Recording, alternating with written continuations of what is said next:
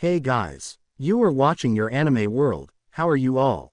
Please support to subscribe this channel for watching new interesting stories. So in this video, we will see third part what if Deku has the ability of Kamen Rider Beast of MWA.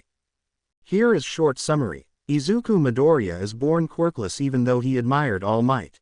Living a sad childhood, he was rendered orphaned and spent his years at an orphanage. After being rejected by All Might, Izuku was kidnapped and survived a bloody ritual, and gained a mysterious power, and now uses it to find the one behind the ritual while enrolling at UA Academy. Feat. Kamen Rider Wizard. But before we start, if you want more stuff like this, then be sure to subscribe and like this video. And if possible share this video with your friends. Now let's start the story. The scene shifts at the hospice where the Catoblepa's phantom had just decimated the hospice and killed everyone inside, except for an elderly man who managed to escape the onslaught, but the Catoblepa's phantom caught him and is savoring the moment, but then he glanced at the elderly man and smirked as he felt that he got a prize, and there he told the elderly man that he will spawn a phantom right away, which terrified the elderly man. Hey, talk about being lucky. And no, consider yourself fortunate. You survived, only to be sacrificed. Get away from me, I'm going to savor this. Don't kill me. And Wiseman is going to be pleased. Help. Someone help me. By then Endeavor and his sidekicks arrived and saw what happened to the hospice, which was burning while in ruins, and they're burning. Kido and Anima survey the ruins and saw all of the elderly persons were killed, and told Endeavor about it, while Makoto Tsukauchi saw Catoblepa's phantom smirking as he is fixated at the elderly man, and there Makoto realized that the elderly man is a gate. Endeavor glanced at Makoto after hearing her muttering that the surviving elderly man is a gate, and he asked her about it, and there Endeavor had a bit of difficulty trying to understand what Makoto just told him, as he is still unfamiliar about gates and phantoms and whatnot.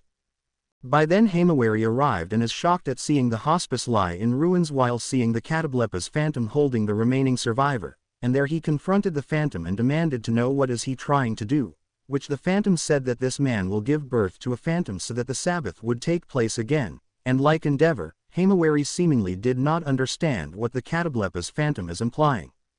Huh, what was that? You heard me. Quote. This geezer will die. And after that a phantom will be born. Is that so? Got a problem with that. As Himawari is gearing up, Endeavor was observing the scene while figuring out a way to rescue the surviving senior citizen without harming him, and there the rest of the sidekicks arrived and began to cordon the area as Burnin. Kido and Anima approached Endeavor and discreetly asked for instructions on what to do next. Endeavor, your orders, sir. What should we do? Awaiting your instructions, sir. The Endeavor hero team are bracing themselves as they await a possible opening so that they can rescue the hostage and then take down the phantom, not knowing what is about to happen next. Life is Showtime by Sho Kuraiyuan. Opening song of Kamen Rider Wizard. Maji Ka, Majide, Mahita, Showtime, Maruda Tasuki Tatayo. Kasanaru Toki no Shujeki. Dare Dat Kaseki Shinji Tematai. Kido Hitsu Yu Fukakatsu no. Energy Kokura no Tame. Yumi to Yoso Iimida. Urajit Kuraru Mano. 3, 2, 1 Show Time. Majikku Temu. Torikku Yanai. Mahu wo Hairu. Hanpa ne zo Mahaludo Hallelujah. Kyoku no Ruutsu Mogurakond. Hibo Sukuidaso, Show Time. Life is Shu Temu Tobikiri no. Unmei Dorevu. Muchashitamo Mahaludo Hallelujah. Kinu Kyo Ashita Mirai. Subit no Namita wo, Show Time. Hoseki ni Keisheiru Z. Magic Ka, Majida, Show Time. The elderly man is trying to fight his way out but is too weak to do so because of his advanced age, as he is revealed to be 80 years old, and there the Catoblepa's phantom mockingly advised the senior citizen to submit as he no longer have the right to refuse, yet the elderly man is stubborn as he said that the phantom will pay for killing all of his friends at the hospice. Hey. Talk about being stubborn yet in high spirits. Damn you. Huh, did you say something? You killed my friends. Yeah, and I'm proud of it. You'll pay. Sure. I swear, I'll make you pay. Himawari decided to go forward and confront the phantom. But then he saw the Catoblepa's phantom strangle the elderly man before throwing him to the ground, where cracks began to manifest around his body, which Himawari recalled what he saw a few days ago, and this made him realize what is about to happen, which Makoto also realized what would happen if the elderly man is not rescued in time, and there she told Himawari that right now he is the only one who can save that man. Oh no, the elderly man, is he? Yes, just like the other day. Oh damn, you got to save him like what you did the other day. Otherwise he'll die and turn into another phantom. Quote exclamation mark quote, please save him. Okay, I got it. As Himawari is getting ready, the Katablepa's phantom charges forward as he intend to gore his target, which Himawari dodges the charge and the phantom ended up careening against a parked car. Its horns got stuck and their Himawari took the chance as he began to wave his arms and hands in a circular motion before his left hand, in a closed fist gesture, makes contact on the left side of the belt, which is the beast driver, in which his ring, having an emblem of a lion, entering the beast driver's left slot and turned it in a key ignition-like twist, which the belt's doors opened and a voice spoke to confirm the beast driver's magical transformation, which is now initialized. A pentagram-shaped magical circle appeared after the beast driver's doors opened and slowly went forward, knocking the Katablepa's phantom back before it stopped and went towards the Himawari, enveloping him, and now the young man is enveloped in black armor, while his outer armor is gold with designs and crest of a lion, especially his helmet, and he is now transformed into Kamen Rider Beast. Endeavor and his sidekicks stared wide-eyed in surprise as this is the first time seeing this and wondered if what Himawari did just now is part of his quirk, and there the sidekicks asked Endeavor what should they do, in which he told his sidekicks to observe for now as they are going to determine whether Himawari is a threat or not, which the sidekicks reluctantly nodded in acknowledgement. Keep an eye, see where this lead to. Okay, and wait for my call. I'll let you know when we will strike. By then the Katablepa's phantom broke free and charged towards Beast, which the latter attempted to parry the impact, but the Katablepa's phantom was quite strong as he physically resembled a humanoid-looking Cape Buffalo, and there he was able to knock Beast back before delivering a series of headbutt attacks using his horns, which knocked Beast silly. Endeavor noticed that Makoto is watching the battle with such intensity, but then Endeavor is quite worried that the Katablepa's phantom might make an escape attempt should he win, and there he discreetly told Burnin, Kido and Onuma to get ready, as he said that as soon as he give THR order, they are going to take down the phantom, which they nodded in acknowledgement. Burnin, Kido, Onuma, get ready. Okay, on my word, take that monster down, and unleash everything you got. Understand. As the Katablepa's phantom is getting ready to charge, Beast brought out the dice saber and began to deliver a series of sword slashes which managed to stagger the phantom, though the Katablepa's phantom fights back before Beast regain his composure and starts to regain the upper hand. But then Makoto saw the elderly man bleeding out as the cracks within his body spreading, and she told Himawari about it. Beast saw it and became worried, but Katablepa's phantom laughed diabolically and told Beast that he can't do anything about it as the elderly man will die and his death will spawn a new phantom and his fellow phantoms will do the same to everyone else. Damn, you can't be serious. You heard me.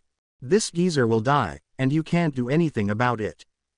Damn you. After that a phantom will be born. And we'll repeat the process again and again. Supply and demand. Ha. You won't get away with this.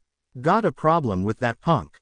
Unwilling to let this happen, Beast decided to overwhelm his opponent, and recognizing that he would need to match the opponent with brute force, he puts on a red-colored ring on his right middle finger before entering it onto the Beast driver's right side slot and turned it in a key ignition-like twist, and the Beast driver's voice spoke to confirm the magic spell's activation. Beast driver. Buffa. Go. BU Buffa. A red-colored pentagram-shaped magical circle appeared and enveloped Beast, and though his armored appearance doesn't change, he did gain some additional design, where instead, he uses single shoulder mantle armaments called mantles, where he sports a rather huge armored shoulder pad with an arm-sided cape.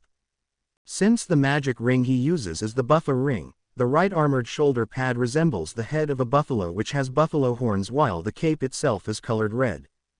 And their Beast charged forward as the two combatants began to try pushing one another back, and the Katablepa's phantom is surprised to see that Beast's buffalo mantle roughly has the same strength as his, yet he is confident that he would win as all he needed is wait for the elderly man to die and his phantom would be spawned and ready to serve the wise man. However, Burnin, Kido and Onuma came and delivered some strong attacks which sent the Katablepa's phantom careening against another parked car, and there they told Beast that they will deal with the phantom and told him that Makoto said something about Beast having the means to stop the cracks within the elderly man's body. You guys, leave that monster to us. We'll take care of him. Detective Tsukauchi told us you have the means to save that man. She told you that. Leave him to us. Go save that man. Hurry. Endeavor approached Beast and said that while he didn't like this, he is willing to let this slide if it means saving the man's life after roughly getting an explanation from Makoto about the situation. Listen up. Your Endeavor. Though I am against vigilantes, as I view you as one, it can't be helped. Detective Tsukauchi roughly told me about phantoms and stuffs, including wizards, which I still find it absurd, but given what I've witnessed, I'm willing to bend the rules just for this situation. You mean, let's team up, and save that man. Okay, I understand. Nodding, Beast went towards the elderly man, where 85% of his body was covered in cracks as he continued to bleed out. And he brought out a magic ring and placed it on the man's middle finger and is about to have the ring inserted on the right side of the Beast driver, and the Katablepa's phantom is alarmed and unwilling to let this happen. He gets up and attempted to disrupt it, but Burnin, Kido and Onuma held him back as they are determined to stop the phantom even though he is trying to get the sidekicks to get off him. Hold it, ugly, you're stuck with us, and we mean it. Damn you, get off me, that gate must die and spawn a phantom. Whatever nonsense you're saying, one thing is certain, you won't get to kill. We'll save that man, and that's because we're pro-heroes. Damn you, get off me this instant. The phantom must be spawned no matter what. Let go, I say. At the same time, Beast's Beast driver spoke as the ring was inserted and the spell is activated. Where Beast is ready to enter the elderly man's underworld, which surprised Endeavor as this is the first time seeing this and wondered if this is part of Beast's quirk, as he's still wondering if this is the case or if Beast has an inner phantom inside his body after hearing Makoto's explanation from earlier at his agency office after she explained to him about Midoriya gaining magic powers from a ritual. However, Katablepa's phantom managed to get some room and fired a blast that would send Beast away, but Endeavor saw this and uses his flash fire fist to deflect the blast, but the impact caused Endeavor to stagger back and collided with Beast, and both men accidentally fell towards the portal and entered the elderly man's underworld, and their Endeavor was shocked and surprised at the place he just saw, as he saw the elderly man's memories, from past to present. What is this? This is the old man's underworld. Is this what I think it is? Yeah, your sidekick said that Detective Tsukauchi told you about phantoms and stuffs, including people's underworld. And what you're seeing right now should be clear to you. I can't believe what, whoa. Suddenly, the elderly man's inner phantom appeared and their Beast told Endeavor that the inner phantom that they're seeing is the elderly man's quirk. Nas for some reason, the man's quirk suddenly became an inner phantom and got corrupted and goes out of control, breaking the man's body, and if this continue the man would die and the inner phantom would take the man's form and memories and would do the same thing to other people. What, are you serious? You heard me, Endeavor. If that phantom breaks out, the old guy is dead, and along the way he'll possess the old man's form and memories and he'll deceive people and do the same process like this one. That can't be possible. What you're seeing right now is real. And this is no joke or some silly special effects. Damn it. You got to believe what you're seeing, Endeavor. Though bewildered at the revelation he just seen and heard, Endeavor asked Beast if there is a way to prevent this, which Beast says that they would have to kill the rampaging inner phantom, which Endeavor seemingly didn't like. This is, according to what Makoto told him earlier, this would mean that the elderly man would lose his quirk in the process, yet saving his life is the utmost priority, and he said that it can't be helped but saving the elderly man is more important than anything else. What, are you serious? You heard me, Endeavor. If we are to save the old man, we'll have to destroy that phantom, and though it would mean rendering the old man quirkless, it's better than letting the phantom break out. Otherwise the old guy would be dead. Like I said just now, if that phantom breaks free the old man gets killed, and along the way he'll possess the old man's form and memories and he'll deceive people and do the same process like this one. There has to be another way. Sorry, but there aren't available options at the moment. What you're seeing right now is real. And if we're going to save the old man, we need to move now. Damn it, you got to believe what you're seeing. Endeavor, denying it would only worsen the situation. Elsewhere, Midoriya is having problems of his own as the Typhon and Echidna Phantoms showed up and ambushed Midoriya, who managed to evade their attack, yet a few bystanders were caught in the attacks, which they screamed as they were killed off by accident. Quadruple AIIIIIIIEE. GGG Gaia. Quadruple AIIIIIIEE. GGG Gaia. Quadruple AIIIIIIEE. GGG Gaia. Quadruple AIIIIIIEE. GGG Gaia. Midoriya was horrified at what the two phantoms did, as they taunted him for being careless and even proudly stated that at least they can tell who the gates are and those who are of no value, and this infuriates Midoriya as he toggles the wizard driver and initiated his transformation into Kamen Rider Wizard, and there the phantoms are getting ready, feeling confident that they can kill him this time. You bastards will pay for the murder spree you committed. Hey, so now you threatening us? Feeling confident now, are we? You two are going down. Ooh, I'm scared. Nice try, but you won't be able to talk your way out of your upcoming demise. Enough. I'm taking you two out. Then let us dance. And we'll send you to hell. Midoriya then activated his magic and transformed into Kamen Rider Wizard, and he began to fight back. Yet the two phantoms were stubborn as they kept Wizard on the defensive and said that Katablepa's phantom will succeed in his plans, which Wizard realized that the hospice he saw from Ares' crystal ball is actually a cover as a gate was there, yet he mentally hoped that MWA would be there to stop the phantom. Realizing that he had to end this, Wizard decided to test out the magic rings that Wajima crafted and see how potent they are when used in a battle, and he hoped that this would help him take out the two phantoms in a quick way. Okay, Wajima, I'm going to try out the rings you made. Wizard brought out a magic ring, placed it on his right middle finger and then placed it in front of the wizard driver where it spoke to activate the magic spell, which the ring turns out to be the boil ring. Wizard driver. Boil, please. The boil ring glowed, fired an energy attack which caused the two phantom skins to boil and wound them, causing the Typhon and Echidna Phantoms to shriek in pain, and Wizard is relieved to see that the rings are helpful in dealing with the phantoms. I.e. GGGGG Gaia. Whoa, what kind of magic is this? My skin is boiling. Looks like Wajima's crafting worked. Damn that wizard. We got to kill him, or both Medusa and Phoenix would kill us. Okay, I better try out the rest. The scene shifts nearby where Wizard is currently fighting the Typhon and Echidna Phantoms, and there you can see that the two phantoms are getting hurt after being struck by the boil ring's magic effects, and they're the ones observing the battle looks on in keen interest, with one making sure that Typhon and Echidna are doing their jobs, but the other seemed to be eager to intervene, yet the other told him to stay his hand. No, you will stay and observe.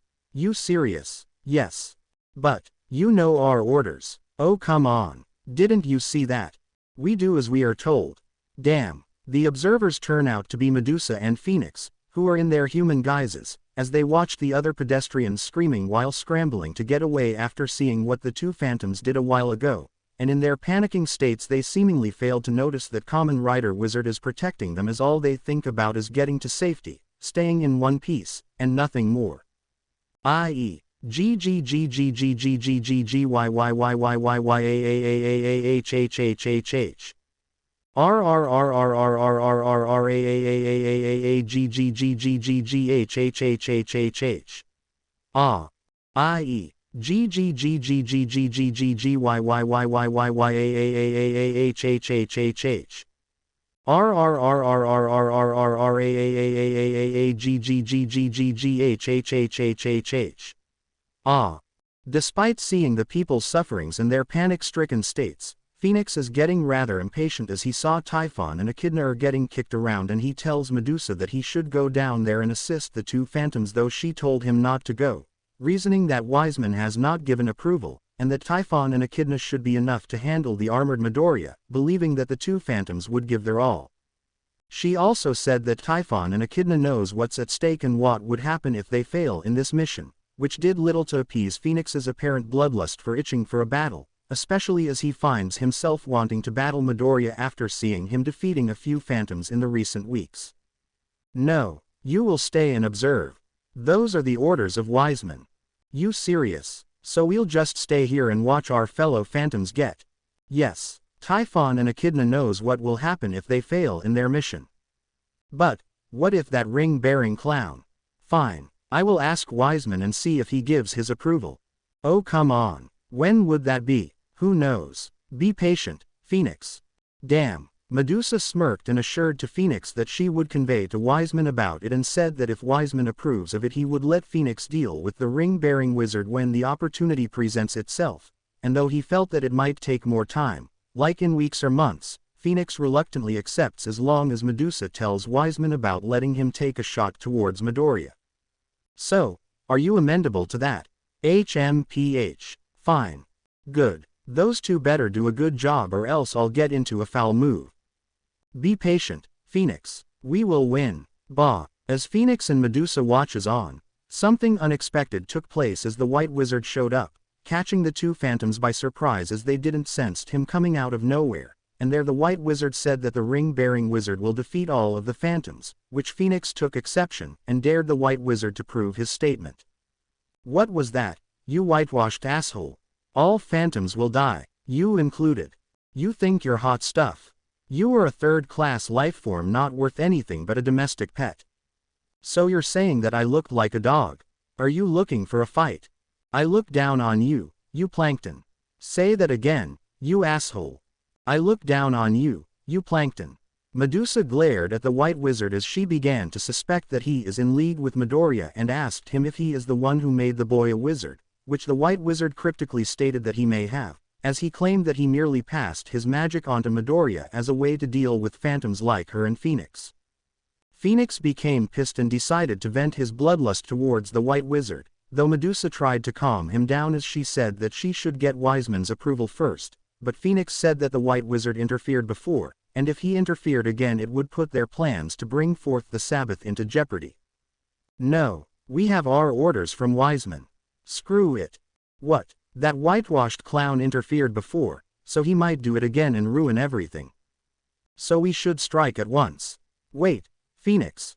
I mean it. The White Wizard sneered and tells Phoenix that of all the phantoms he is a perpetual failure because all he thinks about is fighting and would be nothing more than a low-rate bully who just picks on little kids who at least pulled their weights, whilst Phoenix just whines like a spoiled brat who only knows how to throw a temper tantrum. Medusa sensed that the White Wizard is provoking Phoenix and her worries are realized as Phoenix loses his composure as he assumed his phantom form and is ready to take the fight, and she tried to get Phoenix to back off but he is too pissed to listen to reason, as he is pissed off after being insulted. Phoenix, shut up, don't, I'm going to kill this clown. We still need to get Wiseman's approval. Then go to him and ask him yourself. I'm going to deck this asshole. Stop, Phoenix. Get out of my way. Life is Showtime by Sho Karaiyuan. Opening song of Kamen Rider Wizard. Maji Ka, Majide, Mahita, Showtime. Maruda Tasuki Tatayo. Kasanaru Toki no Shujeki. Dare Dat Kaseki Shinji Tematai. Kido Hitsu Yu Fukakatsu no. Energy Kokura no Tame. Yumi to Yoso Iimida. Urajit Kuraru Mano. 3, 2, 1 Showtime. Majikku Temu. Torikku Yanai. Mahu wo Hairu. Hanpa ne zo Mahaludo Hallelujah. Kyoku no Ruutsu Mogarakond. Kibo Sukuitaso, Showtime. Life is Shu Temu Tobikiri no. Unmei Dorevu. Muchashitamo Mahaludo Hallelujah. Kinu Kyo Ashita Mirai. Subit no Namita wo, Showtime. Hoseki ni Keisheiru Z. Magic Ka. Majida, Majida, Showtime, ch. 34. Maho Ishi to Adarashi Yubiwa Part 5. Nearby, the scene shows that Midoriya activated his magic and transformed into Kamen Rider Wizard and he began to fight back, yet the two phantoms were stubborn as they kept Wizard on the defensive and said that Katablepa's phantom will succeed in his plans, which Wizard realized that the hospice he saw from Ares' crystal ball is actually a cover as a gate was there. Yet he mentally hoped that Himawari would be there to stop the phantom. Realizing that he had to end this, Wizard decided to test out the magic rings that Wajima crafted and see how potent they are when used in a battle, and he hoped that this would help him take out the two phantoms in a quick way. Okay, Wajima, I'm going to try out the rings you made. Wizard brought out a magic ring, placed it on his right middle finger and then placed it in front of the wizard driver where it spoke to activate the magic spell, which the ring turns out to be the boil ring. Wizard driver. Boil, please.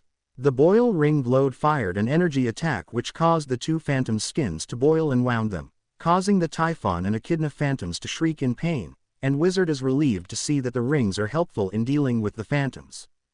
I.e. GGGGG Gaia. Whoa, what kind of magic is this? My skin is boiling. Looks like Wajima's crafting worked. Damn that wizard. We got to kill him or both Medusa and Phoenix would kill us. Okay, I better try out the rest. Wizard then puts the small ring onto his right middle finger before placing it in front of the wizard driver where it spoke to activate the magical command. And Wizard became small, which perplexed the two phantoms as they seemingly failed to notice that the ring-bearing wizard, now the size of a human finger, managed to sneak behind Typhon and stealthily entered his body through the phantom's ear, and there he brought out the Wii sword gun in sword mode before removing the small ring before wearing the big ring, and then placed it in front of the wizard driver to commence its magical command. Wizard driver. Big, please. There the Wii sword gun enlarged and Wizard pierced the enlarged sword through the phantom's brain, causing Typhon to scream as he exploded, alarming Echidna as he saw his fellow phantom exploded into flames, and as the smoke cleared, Kamen Rider Wizard stood, regaining his normal height, and there Echidna realized that the ring-bearing wizard has defeated the Typhon phantom. No, no way. You killed. Yeah, and you're next. Hold on. Sorry, but I need to stop you immediately. Wait. Spare me. No mercy for you. As the Echidna phantom attempted to escape, Wizard puts on the extend ring into his right middle finger and places it in front of the wizard driver and its magic activated, where he uses it to slow down the phantom and prevented him from escaping, and there the Echidna phantom pleaded to the armored Midoriya to spare his life, but Wizard knows it was a bluff, especially after what the two phantoms did minutes ago, which resulted in a massacre.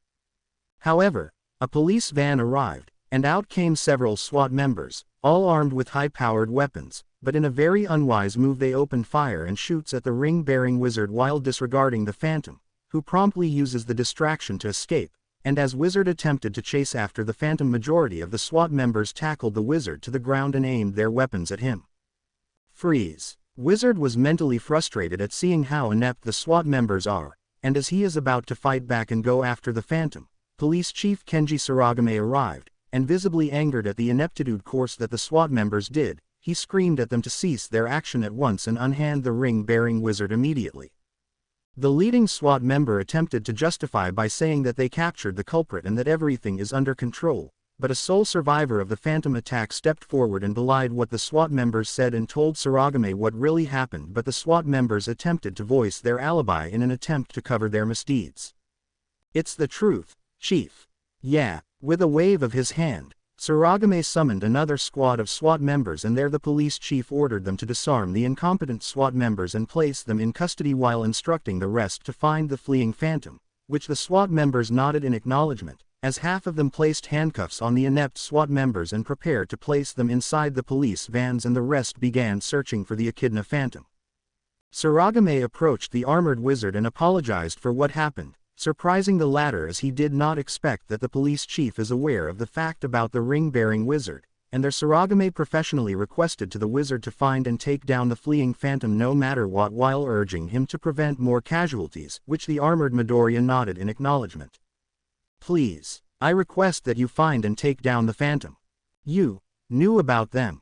Yes, from a certain police detective. Makoto Tsukauchi. Can I trust you on that? Yes. Good. Now go and stop that phantom. Okay. Suddenly, shots were heard and the ring-bearing wizard realized that the Echidna phantom is nearby, and he boarded his motorcycle and head towards the source, where a minute later he arrived, where he saw the Echidna phantom caused a massacre where 7 SWAT members are sprawled on the ground, disemboweled and laying in a pool of blood, their innards exposed, and only 2 SWAT members remained but were badly injured. Using the extend ring, Wizard pulled the 2 to a safe place and told them to get away from here while he will deal with the phantom, which the surviving SWAT members reluctantly nodded in acknowledgement, seeing that they couldn't continue the fight. You 2 get to an ambulance. I'll deal with that guy. Are you sure? You think you can beat that thing? Yes. Okay. Then I'm off. You get going. Okay. After that, Wizard went after the Phantom and tried to stall him, but she managed to repel him using physical attacks, largely due to her lower body having the physical characteristics of a snake's body, and needing to keep her grounded and distract her from making another escape. Wizard decided to experiment with another of Wajima's crafted ring, the smell ring. Putting it on his right middle finger and placed it in front of the wizard driver, he activated the smell ring, and this produced a foul scent which even a Phantom becoming irritated and became preoccupied in trying to escape the stench, and this gave the wizard time to set up his ultimate attack, as he performed the flame kick strike, and finally defeated the Echidna Phantom.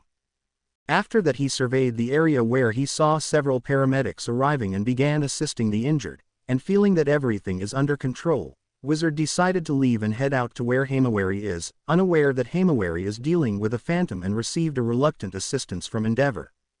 However, as the armored Midoriya passes by a nearby shore, something struck him from behind, causing him to get thrown out from his motorcycle, and he felt a rather strong fiery blast which even his armored form narrowly protected him, and as he gets up, he is surprised to see who ambushed him. It was the Phoenix Phantom, and while he looked pissed, he seemed to be appeased upon seeing the armored Midoriya, and there the Phantom decided to take his chance and see for himself if the ring-bearing wizard is worth fighting after the latter became a foil in disrupting the plans to bring forth the Sabbath. Hey, so you're the so-called ring-bearing wizard? Quote! Now I'm going to confirm the rumors. And I'll see to it that you won't get in our way. A Phantom. Seeing you kill our fellow Phantoms and ruining our plans is one thing, but seeing you in front of me really pissed me off. Damn, so now I'm going to kill you. The armored Midoriya finally defeated the two Phantoms, and now he is surveying the area to see if there are people who might need help, and yet he wondered if MWA needed help as he realized that a third Phantom is still on the loose, and there the armored Midoriya decided to inform Saragame that everything is under control here. Better tell the police chief that everything clear here. However, as the armored Midoriya passes by a nearby shore, something struck him from behind, causing him to get thrown out from his motorcycle, and he felt a rather strong fiery blast which even his armored form narrowly protected him, and as he gets up, he is surprised to see who ambushed him. It was the Phoenix Phantom, and while he looked pissed, he seemed to be appeased upon seeing the armored Midoriya, and there the Phantom decided to take his chance and see for himself if the ring-bearing wizard is worth fighting after the latter became a foil in disrupting the plans to bring forth the Sabbath. Hey, so you're the so-called ring-bearing wizard? Quote! Now I'm going to confirm the rumors. And I'll see to it that you won't get in our way. A Phantom. Seeing you kill our fellow Phantoms and ruining our plans is one thing, but seeing you in front of me really pissed me off. Damn, so now I'm going to kill you. Quote! Phoenix Phantom unleashed a strong fireball attack which Kamen Rider Wizard managed to evade but is taken by surprise as the fireball struck a passing ambulance, and there the latter saw the vehicle exploded, and the impact ejected a driver, two medics and a patient. All were burned and killed on the spot as their burning corpses hit the ground, and there the Phoenix Phantom told the armored Midoriya that this is what the end result be. Hey, see that? That's just a sample. The real one is coming through. And you have to kill just for that. Why not? It'll make things more interesting and fun. I'll stop you. Then come at me. And you better make sure I enjoy. Quote! Wizard realized that he is facing a very strong Phantom, and he just killed 4 innocent victims, and wanting to avoid more casualties he decided to goad the Phantom to follow him to a deserted place, though Phoenix said that no matter what, Wizard won't be able to escape his impending death. You want a fight? Fine. Good. Let's go somewhere else so I can give you the fight you want. No can do. We settle this right here, right now. What? I rather not waste time. I say we start this bullshit right away. Screw the casualties. They're part of the battle. Keep the civilians out of this. Too late. By then a fire truck arrived and saw what is happening, and their Phoenix decided to have more fun by unleashing another fireball attack and struck the fire truck, and this also resulted in killing the firefighters as they screamed upon being burned to death, which is music to the Phantom's ears. I.e. GGGGG Gaia.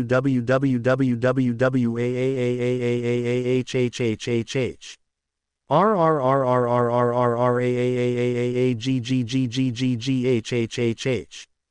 Wizard was horrified at what he saw and decided that he would have to take risks as he brought out a yellow-colored magic ring which was amongst the ones that Wajima crafted earlier, and there he mentally said that now would be a good time to test out the new rings and hoped that it would at least be enough to weaken this phantom and stop him from causing more massacres. Okay, Wajima, I'm going to try the rings you crafted. Wizard removed the flame ring from his middle finger and replaced it with the yellow jeweled ring before placing his right hand in front of the wizard driver, and there it evokes a magical spell, whilst Phoenix Phantom looks on, expecting that the next sequence would at least be challenging enough as Wizard underwent an unexpected change. Wizard driver. Land, please, DODODODODODON, Don DODODON. Wizard's appearance appeared to be the same except that his jewel-like ornament on his chest armor and helmet are colored yellow. There it is shown that Wizard assumed a second form, which is the land style, in which this form is Wizard's citrine-based earth elemental form, which is accessed through the land wizard ring. While the slowest form with the worst jumping height of any of the initial styles, it's the strongest of the four and is often used against the heavy bruisers of the phantoms. In terms of appearance, it featured the following. Bezel land. The helmet. Mana rod. The small antennae jutting from the top. It senses magic power and an enemy's hostile intent. Additionally, it can accurately calculate the distance between Wizard and the target. Wiz-signal. The yellow part on the forehead. It adjusts Wizard's magical energy flow that wraps around his entire body. C-block. The eye segments. It is integrated into the center stone, and allows Wizard to see surroundings via reflected images. In land style, Wizard gains the ability to the Earth's life energy. Center stone. The yellow crystal face guard. It is made out of druid crystal, a material that is 10 times harder than diamond. The yellow coloring is due to it being imbued with the power of the land ring. Crest helm. The silver metal mask surrounding the center stone. It is composed of sorcerium, a special metal that has been crafted with magical power. Not only does it protect the wearer's head against impacts, but it also disables any magical attack. Engraved squares. The square segments on the sides of the crest helm. A audio-enhancing magic device is inserted to catch sounds and sharpen the wearer's senses. Rune ears. The runes located on the side of the engraved squares. They are auditory sensors that allow Wizard to hear extremely slight air vibrations. It is possible to hear someone whispering 5 kilometers away, resulting in land style having the lowest hearing capabilities out of all the styles. Glad Pale. The yellow segment running down the torso. Metal magic equipment that contains engraved spells and magic related to the earth and land is stored within. It serves to strengthen the land ring's power. Glad Lungstone. The yellow jewels on Wizard's torso. Magic power sent from the land ring is temporarily stored here before being sent to the whole body. It serves as a control device that absorbs excessive magical power, suppressing them until the release of enormous magical power is needed, such as when initiating a finishing attack. Land sleeves. The yellow magical amplification device is located at the wrist areas. It is made of druid crystal, which is said to amplify magical power, and its yellow coloration is due to the land ring's power. Land leg guards. The yellow magical amplification device is located at the ankle areas. It is made of druid crystal, which is said to amplify magical power, and its yellow coloration is due to the land ring's power. Though not phased, Phoenix did offer a compliment and tells Wizard that his new form better live up to his expectation, as the Phantom said that he would at least expect some challenge. The armored Midoriya braces himself as he had a feeling that this Phantom appeared to be on a different level, but puts up a brave front and said that he won't let the Phantom kill more innocent people, which the latter said that Wizard should do better in stopping him if he wants the rampage to stop. You think you could stop me? Yeah, hey, then you better throw everything you got. I won't let you kill anyone anymore. Oh, then try killing me, if you think you could. Ha, Here I come. Quote exclamation mark quote. Life is Showtime by Sho Karaiyuan. Opening song of Kamen Rider Wizard. Maji ka, Majide, Mahita, Showtime. Maruda Tsuki Tatayo. Kasanaru Toki no Shujeki. Dare dat Kaseki Shinji Tematai. Hito Hitsu Yu Fukakatsu no. Energy Kokura no Tame. Yumi to Yoso Iimida. Urajit Kuraru Mano. 3, 2, 1 Showtime. Majikku Temu. Torikku Yanai. Mahu wo Hairu. Hanpa ne zo Mahaludo Hallelujah. Kyoku no Ruutsu Mogarakond. Hibo Sukuitaso, Showtime. Life is Shu Temu Tobikiri no. Unmei Dorevu. Muchashitamo Mahaludo Hallelujah. Hinu Kyo Ashita Mirai. Subit no Namita wo, Showtime. Hoseki ni Keisheiru Z. Magic ka, Majida, Majida, Showtime. Ch. 35. Maho Ishi to Adarashi Yubiwa Part 6. Meanwhile, the scene shifts at the other area where Kido, Burnin and Onuma are keeping the Catablepa's Phantom busy as Endeavor is assisting Kamen Rider Beast in saving the elderly man, and the Phantom is getting alarmed as he realized that Beast is going to ruin everything and tried to get the 3 sidekicks out of the way but they persisted. Katoplas is getting more irritated and tried to force his way through yet Onuma, Burnin and Kido kept the Phantom at bay as they knew their orders. Keep the Phantom away from the victim at all costs as Endeavor and Kamen Rider Beast are saving the victim's life, and the Phantom is getting more and more agitated and demanded that Endeavor's sidekicks move aside but they flatly refused to budge. Out of my way, you cretins. No way, not a chance. In your face. Damn you. Back at you, yeah. And tough luck for you. The sidekicks used their fire-based quirks to keep him back and despite the Phantom's physical build, he finds himself being pushed back as the sidekick's fire-based quirks are stopping him and he can't believe that mere humans are able to hold him off and screamed at them to let him pass but they refused and said that they won't let him cause more murderous rampages. Out of my way, you cretins. I mean it. No way. Ugly. Not a chance. You're stuck with us. In your face, asshole. Damn you. Back at you, yeah, and tough luck for you, jackass. As the sidekicks continued to impede the Phantom, Katoplas became more desperate and began to back away which Onuma and Kido assumed that the Phantom is getting discouraged, leading them to get confident, but then Burnin noticed that the Phantom is backing away in a certain distance before realizing something as she glanced at the Phantom. Seeing that the Phantom's head and build resembled that of a Cape buffalo, Burnin realized what Katoplas is planning to do and warned her fellow sidekicks what is about to happen, alarming both Onuma and Kido upon realizing what Burnin just said. Onuma, Kido, quote, dodge, he's going to gore you like a raging buffalo. Take evasive action. There it was too late as Katoplas' Phantom charged forward as he is now attempting to gore the 2 sidekicks with such speed and intensity, and the 3 sidekicks attempted to use their fire-based quirks to stall him. But then Kamen Rider Beast, reassuming his buffa mantle, intercepted the Phantom, and managed to halt the goring attempt which saved the 3 sidekicks. As Katoplas blinked his eyes upon seeing Beast, he glanced at the side and saw that the elderly man was still on the ground, but the cracks are gone and nothing else happened, and he realized that Beast has foiled everything and the Phantom became livid, which Beast sarcastically said that he is glad that it happened.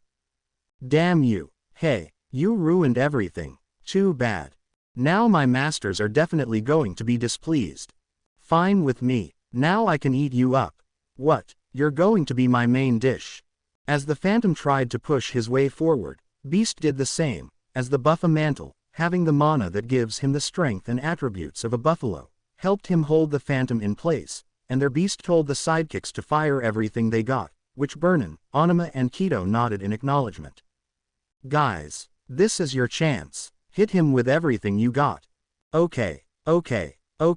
As the flaming sidekicks used their fire-based quirks, the Katoplas Phantom resisted and tried to push Beast back, but Endeavor showed up and uses a high-intensity flash fire fist on the Phantom, hitting one of his horns and this caused the Phantom to stagger back, and he held his head in pain as one of his horns got severed, and their Endeavor commended his 3 sidekicks for doing a good job in holding off the Phantom. Well done. You did well in holding him off. Thank you, Endeavor. Thank you, Endeavor. Thank you, Endeavor. Now leave this to me, I'll finish him off. Yes sir. Yes sir. Yes sir. Needing to finish this quickly, Beast brought out the dice saber and spins the dice-like ornament on the weapon, which the three sidekicks looks on before Beast presses his right fist onto the side of the dice saber, where the buffer ring pressed the side of the dice saber and a voice spoke to confirm the activation. Dice saber. 5. Buffa saber strike. A magical pentagram appeared where 5 magical projections of stampeding buffaloes came out and began to gore the Catopla's phantom repeatedly. And as Endeavor watches on, the repeated attacks on the Catopla's phantom paid off and the phantom screamed before he exploded, bursting into flames before his life force is all that is left, where the beast driver opened its doors and began to absorb the life force and their beast side in relief now that the threat is over.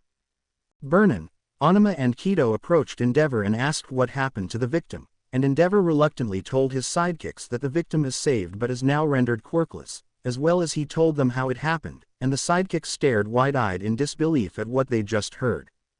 And that's what happened. Seriously? For real? Yes, but the victim is rendered quirkless as a result. I see. At least he's saved. But what next? By then Makoto Tsukauchi came running as she tells Beast that Midoriya is in trouble as she received reports that he is being attacked by a fire-based phantom, and that Midoriya is having difficulty in containing the said phantom, which slightly surprised Beast as he believed that Midoriya is capable enough of handling a phantom all by himself. But Makoto said that the report she received says that this phantom killed 12 victims in succession by destroying 2 fire trucks and an ambulance, killing the occupants with it, and this made Beast stood still as he didn't expect that casualties would rise dramatically, and realized that this situation needs to be addressed seriously. For real? Yes. That phantom may be as strong as Endeavor or All Might, especially if he has attributes of fire. And Midoriya is. You got to help him. Okay. I'm going there.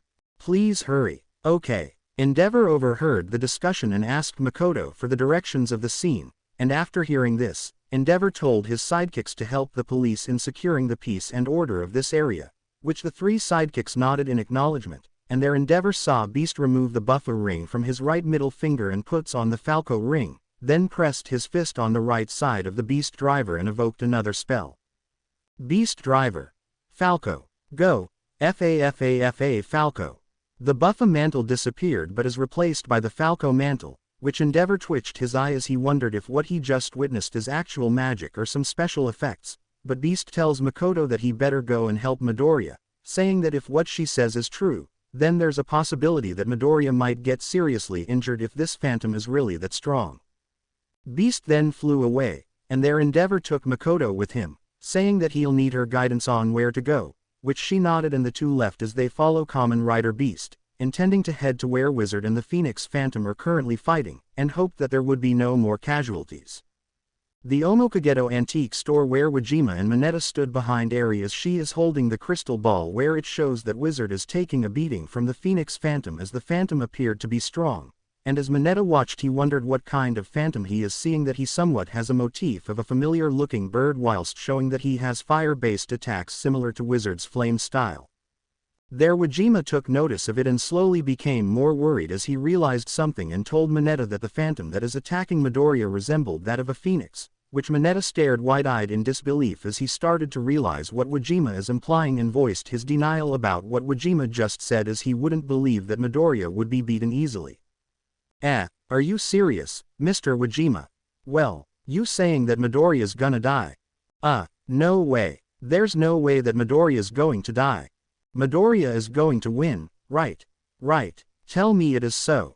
Eri continued to watch as she is worried that Midoriya might get killed, but Mineta assured to her that Midoriya will win no matter what, which she nodded and said that Midoriya has to win but also to survive, which Wajima could only watch as the scene from the crystal ball shows that Phoenix Phantom is always a step ahead and Wizard is clearly struggling, and when Wajima said that things are not looking good, Mineta argued with him and the two began to bicker.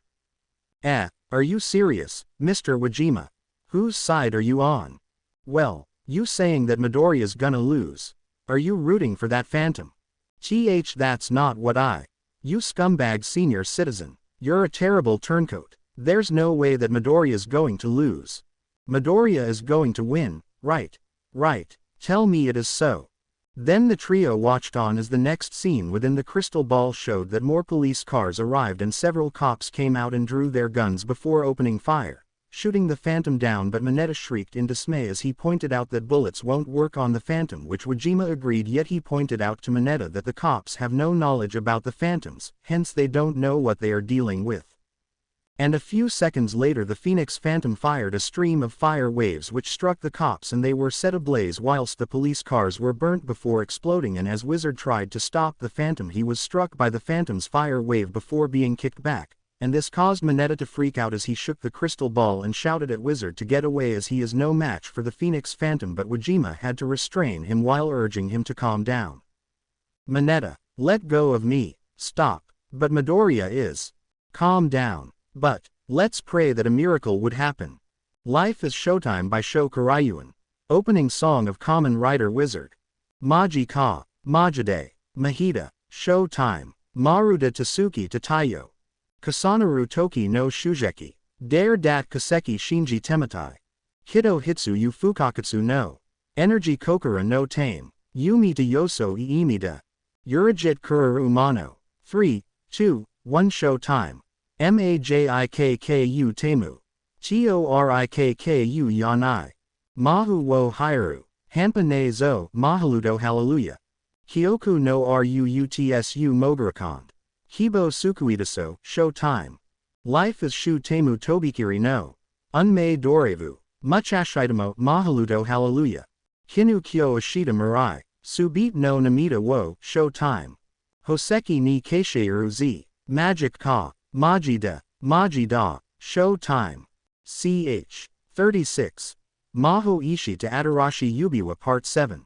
Meanwhile, Endeavor is following Beast as they are heading towards the area where Wizard is fighting the Phoenix Phantom, and their Makoto was listening to her smartphone as the live news showed that the Phoenix Phantom is walloping Wizard with ease, just as it was announced that the Phantom had just caused a few vehicles to explode using heat, resulting in the deaths of about 3 dozen innocent victims. Endeavor couldn't believe what he is hearing and asked Makoto if the one that he and Beast fought earlier is really a phantom. She nodded and said that there are different types depending which animals the phantom is based on, and she said that based on what she heard on her smartphone, the reporter said that she caught a glimpse of the said phantom and reported that it vaguely resembled a humanoid-looking bird whilst enveloped in flames. It took Endeavor 5 seconds to deduce it, and he stared wide-eyed as he said that the phantom that Midoriya is fighting against is probably based on a phoenix, and Makoto stared wide-eyed as she heard about legends regarding the mythical bird, and she became worried as she sensed what Endeavor is implying about. Phoenix you say? As in, if my hunch is right. No way, looks like we pro heroes are having things full here. Oh no, Midoriya, hold on tight. Endeavor then increased his speed and made sure that Makoto wasn't affected, and there he was able to catch up with Beast, and there he told him about what he deduced, and Beast nodded, saying that if the phantom has such a strong mana then this is a good opportunity to absorb it, which Endeavor is baffled at what Beast just said, yet he tells him not to let his guard down as they do not know what the Phoenix Phantom is capable of. I don't quite understand what you're saying, but don't worry, don't underestimate your opponent. I know. And I got this. So relax. Are you serious? I am. The two continue to head towards the scene of the battle, where they saw several helicopters arriving, its occupants consisting of several SWAT agents, armed with high-powered weapons such as Gatling guns and RPG, which Makoto noted that the situation appeared to be serious, and Endeavor could only look on as more helicopters appeared, and by then they could see smokes emanating from a distance followed by several explosions, which Beast sensed that the battle is getting more and more intense. I could feel it. The phantom is down there. What? His mana is getting stronger by the moment. Quote exclamation mark quote. Good. I'm going down there at once. Hey. At the scene of the battle, Wizard is getting a severe beating as he got struck by the Phoenix Phantom's fiery blasts, and you can see that Wizard's armor was severely damaged whilst smoking hot, and he realized that this phantom is several levels higher than the previous phantoms he fought, and this puts pressure on him as several SUV came and a dozen SWAT agents came out and confronted the phantom while armed with high-powered weapons. A pair of SWAT agents then helped Wizard up despite feeling the intense heat from his burning armor, and Wizard tried to persuade them to leave, saying that they are no match for the phantom, but they stated that they can't leave him after seeing that he tried to stop the phantom and gets hurt in the process, hence they couldn't just leave him to die like that, and at the same time they said that they'll hold out until the pro heroes arrive. Don't worry, we got this, and we can't just leave you there. So have faith in us. But, you'll get killed. Don't mind us, it's our duty. That's right. No, you don't understand.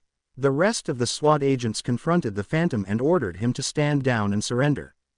But he just scoffed at them and tells them to leave and hand over the wizard, or else he would level the entire city block and would go far as attacking the Senate House and kill all the politicians hiding like cowards, which prompted the SWAT agents to realize that taking the Phantom down is a priority, and the squad captain told the SWAT agents to open fire immediately, which they nodded in acknowledgement.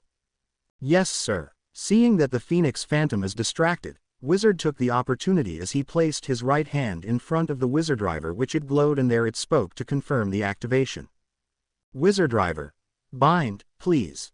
Wood-like chains appeared from a magic circle and tied up the Phoenix Phantom, holding him in place, and there the SWAT agents saw this as an opportunity, and the squad captain told his men to fire immediately, which they nodded in acknowledgement.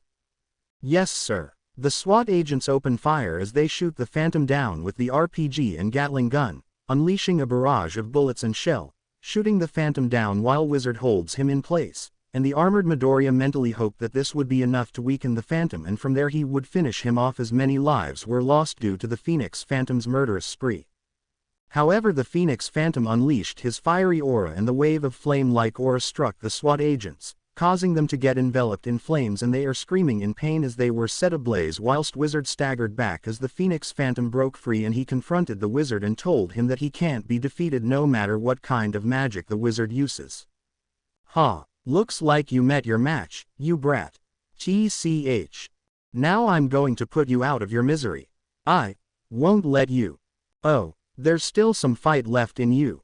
Nice. Entertain me some more, and I might consider letting you live a little longer so I won't get bored. I'll stop you. Then come and try, asshole. Seeing the two SWAT agents behind him, Wizard, still in land style, activated the defend magic and formed a barrier as he tells the SWAT agents to run for it, which the SWAT agents reluctantly did so, and managed to get to a safe distance before the Phantom unleashed a fiery blast which smashed through the Wizard's defensive barrier and struck his target, further injuring the armored Midoriya. Gotcha. ARRRRGGGGGHHHH. Looks like victory goes to me. ARRRRGGGGGHHHH. Have more doses of my flames. ARRRRGGGGGHHHH. Ha ha ha. More. Scream more. It's music to my ears. ARRRRGGGGGHHHH. At this point Beast and Endeavor arrived, and Makoto was horrified at the carnage before her, seeing several vehicles and establishment burning while burnt corpses are everywhere, and their Endeavor was taken aback at what he saw before seeing Wizard staggering while struggling to stand up before removing the land ring and then puts on the water ring, and there he placed his right hand in front of the Wizard Driver, where Endeavor stared in surprise at what he just witnessed before his very eyes. Wizard Driver. Water, please, sway sway sway. Endeavor and Makoto saw Wizard change his armored form. From land style Wizard assumes water style as he attempted to use water-based attacks, which somewhat worked, but the Phoenix Phantom chastised Wizard for trying to use water, saying that a mere fire extinguisher won't be enough to stall him and his mana. Ha, has your brain began to malfunction? You think you can beat me by becoming a human water gun? So stupid of you. Ha ha ha ha ha. Summoning the Wii Sword Gun, Wizard activated the Slash Strike in conjunction with the water style magic, and managed to land a critical strike on the Phoenix Phantom, causing him to stagger back, and the Phantom was taken by surprise, which he got irritated at first before reluctantly becoming impressed as Wizard gave him a good challenge, as he initially got bored after maintaining the upper hand for several minutes ago. This ends here. Not bad, you sure have lots of guts. Give it up. No more murder spree. You think I'll give up just like that? Quote ? You're in for a big surprise. Quote ! And here it is. But the Phoenix Phantom did a surprise move where he unleashed a fireball that is as big as a bus, and there he struck Wizard in point-blank range, causing him to go ablaze, and he screamed out in pain before the Phantom uses his mana to recharge himself and then unleash another fire wave and struck his target before pinning Wizard down and proceeded to burn him alive. In a surprising turn of events, the number 1 pro hero, All Might, arrived and executed a smash which sent the Phantom reeling back before colliding against a parked burning car, and their Makoto and Beast went to Wizard as she uses a fire extinguisher to douse off the flames while calling out Midoriya's name to keep him awake, surprising All Might as he couldn't believe that the boy he once told that he can't become a hero is actually fighting a Phantom, and he was distracted as he watched Makoto trying to keep the armored Midoriya from losing consciousness. "Midoriya, can you hear me? Hang in there. You'll be okay." Seeing that the Phoenix Phantom is getting up, Beast tells Makoto to try to keep Midoriya from losing consciousness as he would try to stop the Phantom as he removes the Falco ring from his right middle finger and then puts the Buffa ring and then pressed his fist into the right side of the Beast Driver, which evokes his magical transformation. Beast Driver. Buffa. Go. Bu Buffa.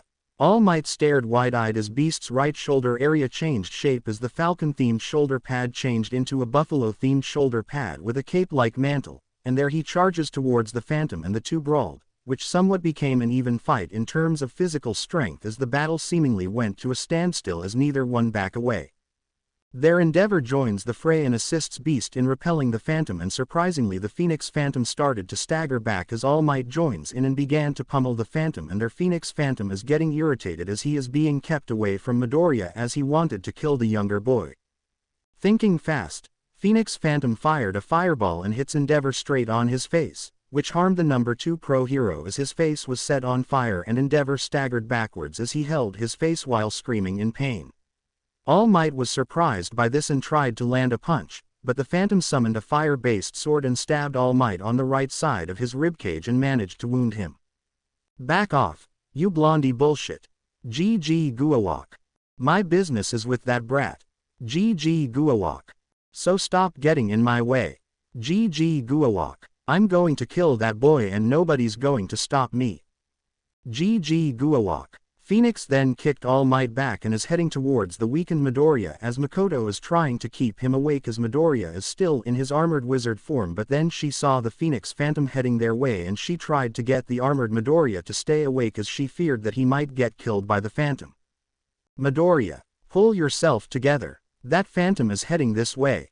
Please get up. You can't die here." The scene shifts at the Omokagedo antique store where Wajima and Mineta stood behind Eri as she is holding the crystal ball, where it shows that Wizard is seen being attended to by Makoto Tsukauchi while the Phoenix Phantom is being stalled by Kamen Rider Beast.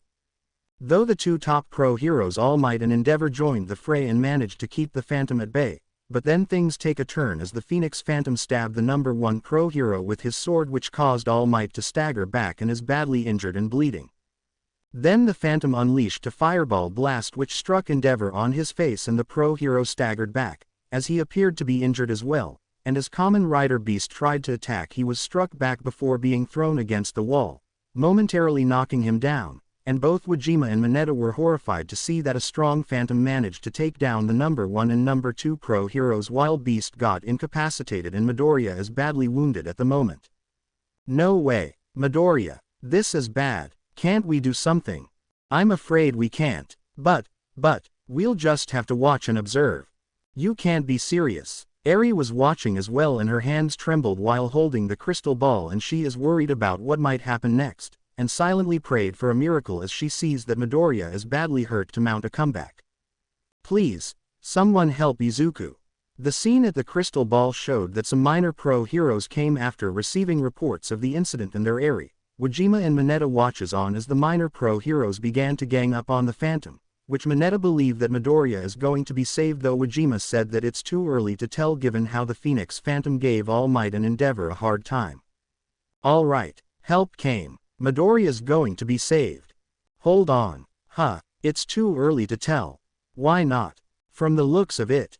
Glancing at the crystal ball, Eri, Wajima and Mineta saw the minor pro heroes engaging a physical battle against the Phantom, and there the minor pro heroes shown are identified as Taiko Hero, Hibiki, Trumpet Hero, Ibuki, Electric Guitar Hero, Todoroki, Gong Hero, Tuki, Cymbal Hero, Hirameki, Triangle Hero, Nishiki, Flute Hero, Habataki, Drum Hero, Kabuki. Wajima and Mineta blinked their eyes as they noticed that the 8 minor pro heroes' costumes resembled like armored oni, and that their weapons, some which were rather large, seemed to resemble that of musical instruments, which includes Hibiki, taiko sticks, abuki, trumpet-like gun, todoroki, an axe resembling an electric guitar, tuki, shield resembling a gong, hirameki, a pair of shield-like gauntlets resembling a pair of cymbals, nishiki, carrying a huge stick and triangle,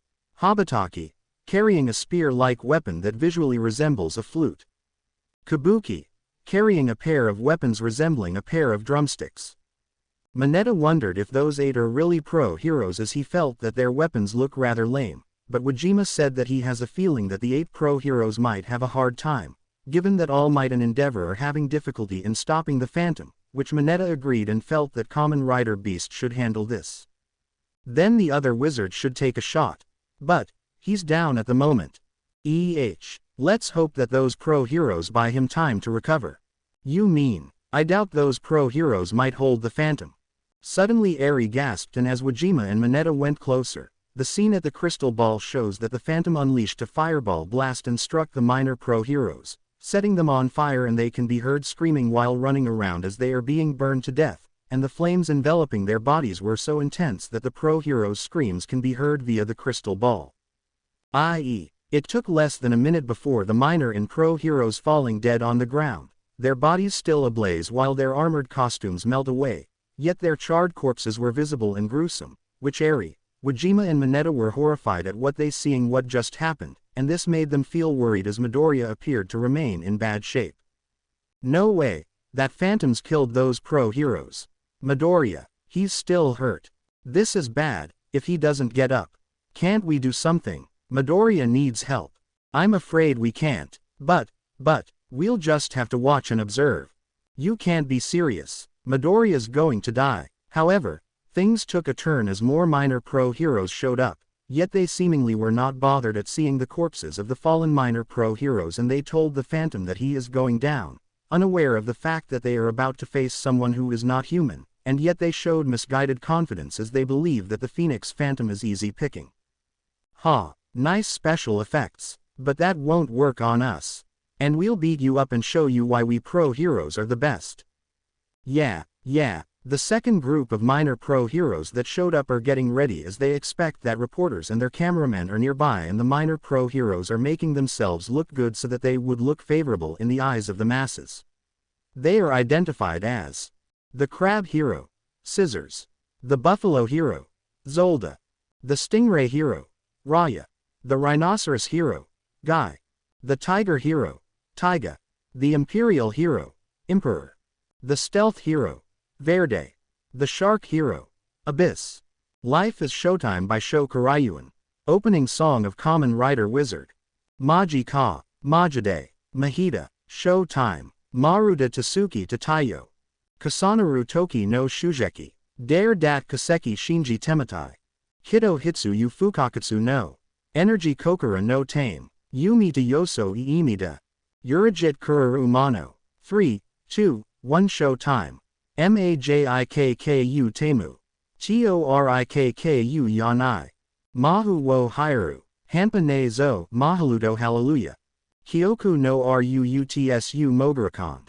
Hibo Sukuidaso, Showtime. Life is Shu Temu Tobikiri no. Unmei Dorevu. Muchashitamo Mahaludo Hallelujah.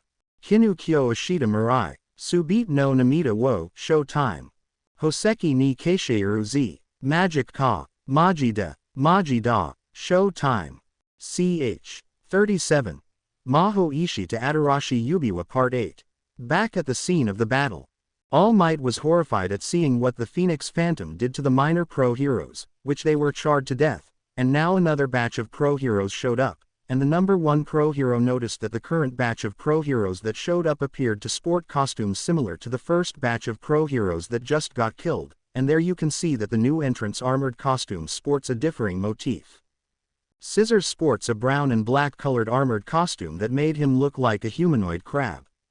Zolda sports a green and black colored armor that made him look like a RoboCop rip-off. Raya sports a light red colored armor whose helmet resembled a stingray.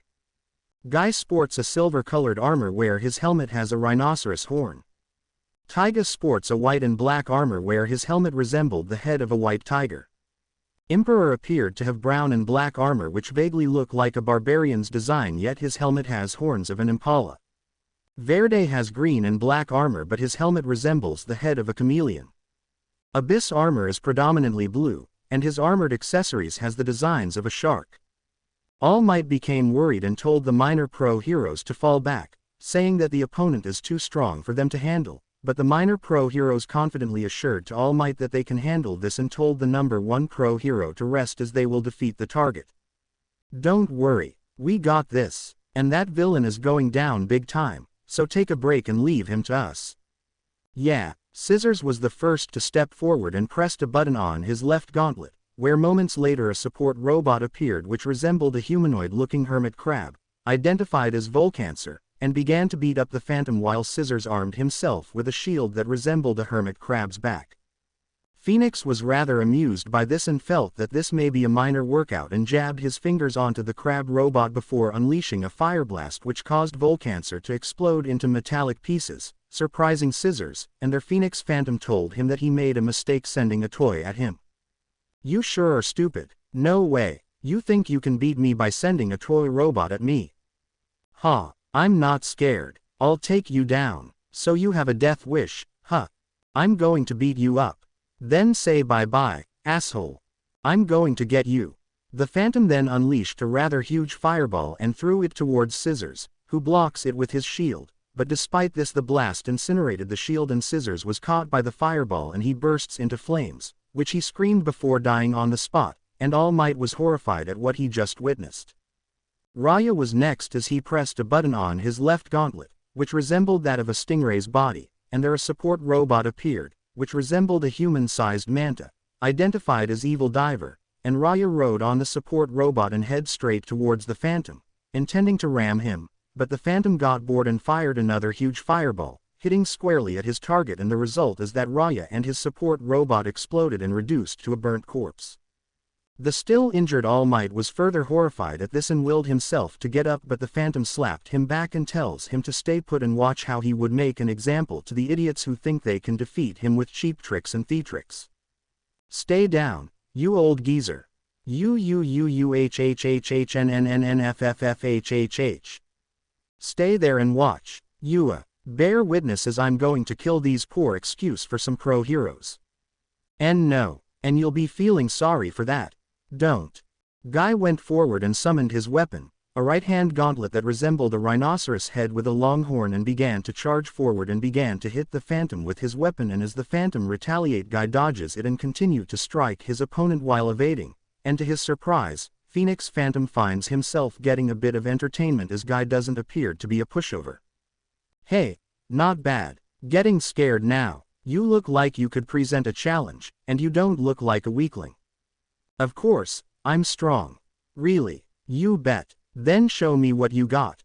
In your face. Then suddenly, something struck the Phantom from behind, and as the Phantom was reeling he saw what hit him, which turned out to be a support robot which resembled that of a humanoid-looking rhinoceros, identified as Metalgelas, and their Guy said that he is going to put the Phantom out of his misery, which the Phoenix Phantom is intrigued and goads Guy to show him what he has to offer.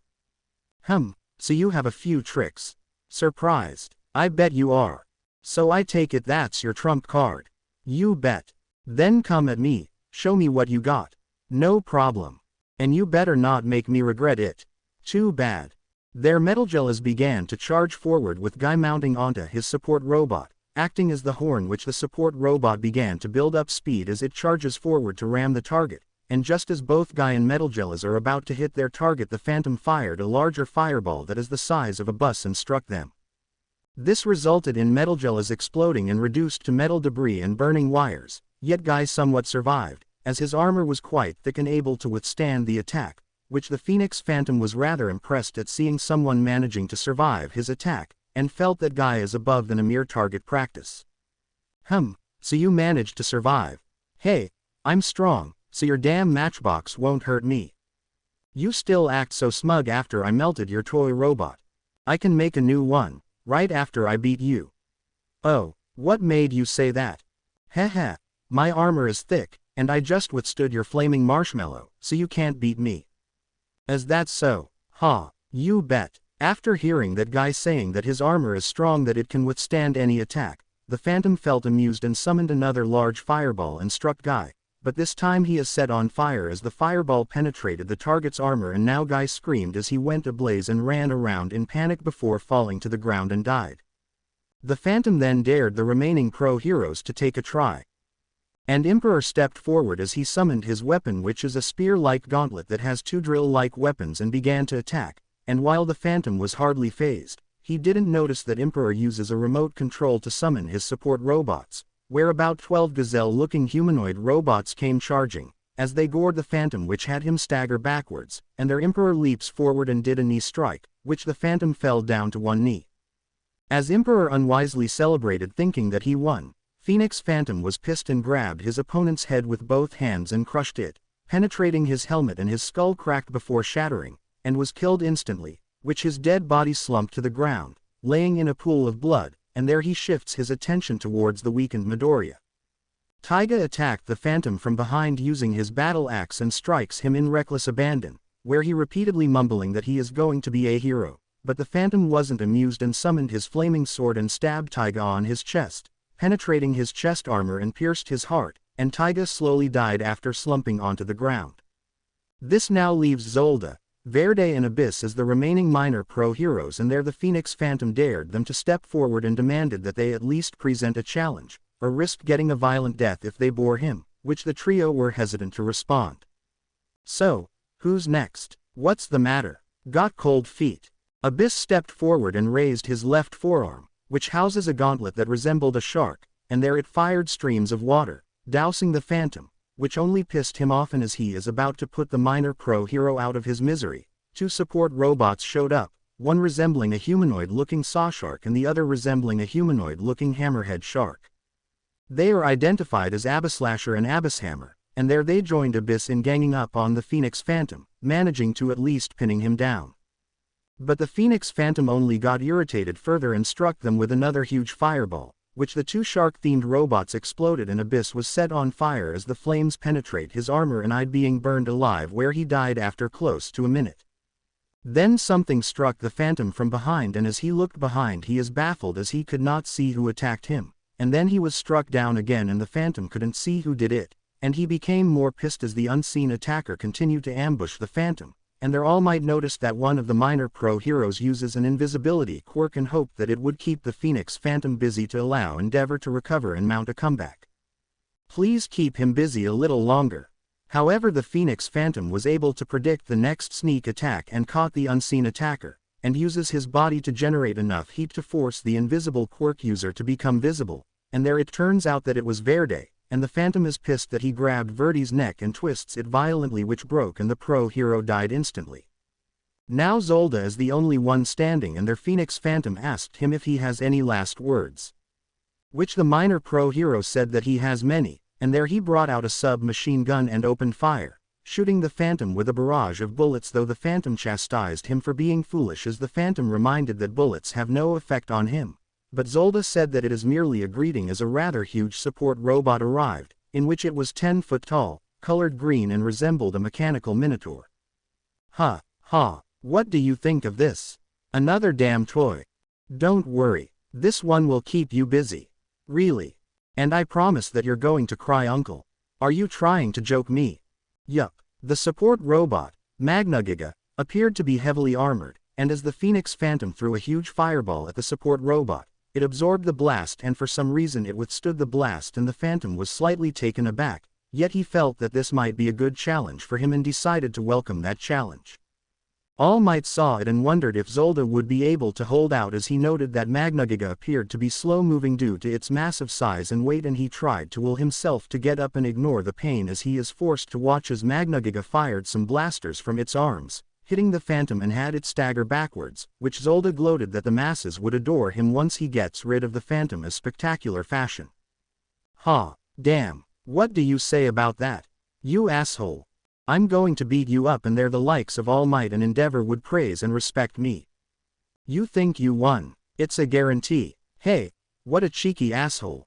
The Phantom got slightly pissed and fired a fireball at the mechanical Minotaur, and though he struck the massive mecha on the chest, it didn't faze it much, and the Phoenix Phantom felt like this might be challenging and decided to partially welcome it as he believed that this would at least entertain him, and he continued to fire back while dodging the mechanical Minotaur's arsenals.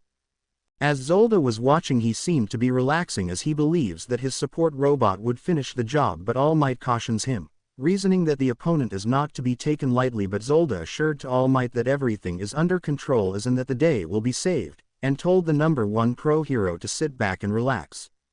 Oh, don't worry, you don't understand. I do. All I have to do is beat up the birdbrain. Don't let your guard down. He's not like what? Oh, you worry too much. I'm guaranteed to win, and once I defeated the walking cuckoo, you're going to make me your sidekick. Stop showboating and focus on him. Don't give him the chance to recover. Relax, everything is under control, you idiot. However, Magna Giga slowly fell to the ground, which appeared to be heavily damaged, and their Zolda stared wide-eyed as the mechanical Minotaur's head was gone while smoke and flames came out, as it shows that the Phoenix Phantom managed to figure out a way and got closer before jumping upward and unleashed a concentrated fireball and struck the mecha on the head, revealing that the mecha's head wasn't properly protected.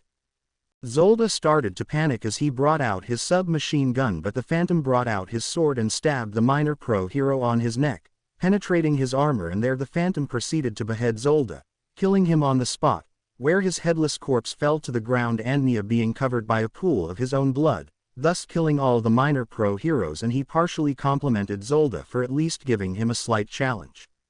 Then he shifts his attention towards the armored Midoriya, as he is still weakened from the injuries he sustained from earlier, and he told Midoriya to get ready to die. All Might stared wide-eyed as he realized that the Phantom is serious about killing Midoriya, and there the number 1 pro hero willed himself to get up and ignore the pain as he charges towards the Phantom and delivered a barrage of smashes, managing to stagger the Phantom back, and this giving Midoriya room to at least recover his bearings. Stay away from that boy. UNFFHH, so stubborn, huh? I'm not letting you harm that boy. You're getting senile, stop wasting my time. I'll stop you no matter what. Hey, so persistent, don't know if I should get pissed off or whether to praise you. You're going down, so cheeky. All Might's persistence managed to keep the Phantom back, and while irritated at being interrupted, he felt that All Might gave him quite a challenge despite the pro hero bleeding badly, and there he compliments All Might for having girth and giving him a bit of challenge, but tells him that he would deal with him after dealing with the now weakened Midoriya. Stay away from that boy. I mean it. UNFFHH, would you stop it already? I'm not letting you harm that boy. I'll kill you if I have to. Be a little patient. Once I'm through with the kid, then I'll accommodate you. I won't let you harm that boy. I'll stop you no matter what. Hey, you think you can? Don't make me laugh. You're going down. So cheeky, but you're starting to annoy me, now out of the way. Phoenix then kicked All Might back before striking him with a fire blast, and is heading towards the weakened Midoriya as Makoto is trying to keep him awake as Midoriya is still in his armored wizard form, but then she saw the Phoenix Phantom heading their way and she tried to get the armored Midoriya to stay awake as she feared that he might get killed by the Phantom.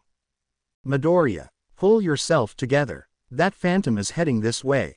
Please get up. You can't die here. At this point Endeavor managed to recover and did a shoulder block which sent the Phantom reeling by the side. Then he uses flash fire to further disorient the Phantom, and their Kamen Rider Beast, having partially recovered, brought out the dice saber and rolls the roulette part of the saber before pressing his right fist into the saber where the buffer ring is, and the dice saber spoke to activate the magical attack. Dice saber. 6. Buffa. Saber strike. A magical pentagram appeared and 6 magical familiars, resembling a herd of buffaloes that are as big as an SUV, came out and charged towards the Phoenix Phantom, with 4 of them managing to gore the Phantom, yet he managed to block and hold the remaining 2 before using his fire blast to incinerate the herd into nothing. Beast was surprised that the Phoenix Phantom is still standing, yet he noticed that the Phantom is smoking, implying that he was dealt with some significant damage, and decided to keep the pressure up, and rolls the roulette part of the saber once more before pressing his right fist into the saber where the buffer ring is, and the dice saber spoke to activate the magical attack. Dice saber. 5. Buffa. Saber strike. Again a magical pentagram appeared once more, and this time 5 magical familiars, resembling a herd of buffaloes that are as big as an SUV, came out and charged towards the Phoenix Phantom, and their endeavor struck the Phantom from behind with the flash fire, distracting him and allowed the magical herd to successfully hit the Phantom, sending him reeling back, yet he still stands. Seeing this, Endeavor told Beast to repeat the attack, with Beast agreeing as he sensed that another finishing attack might defeat the Phantom once and for all, though Phoenix told Endeavor and Beast not to get too confident as he won't be taken down easily. Hey, not bad, but don't get too complacent. What? You can't beat me, and there's no way you could. We'll see about that, and you're going to be a main dish. Whatever. Now stay out of my way or I'll kill you too. Not a chance, and I'm going to take you down. At this point, the armored Midoriya managed to get up, and off-screen changed into Hurricane style for the first time, and uses wind-based magical attacks which further significantly weakens the Phantom, and despite this the Phoenix Phantom is quite elated to see Midoriya still fighting and praises him for having guts and said that he would honor him by killing him in a very violent way. So you can still get up. You went too far.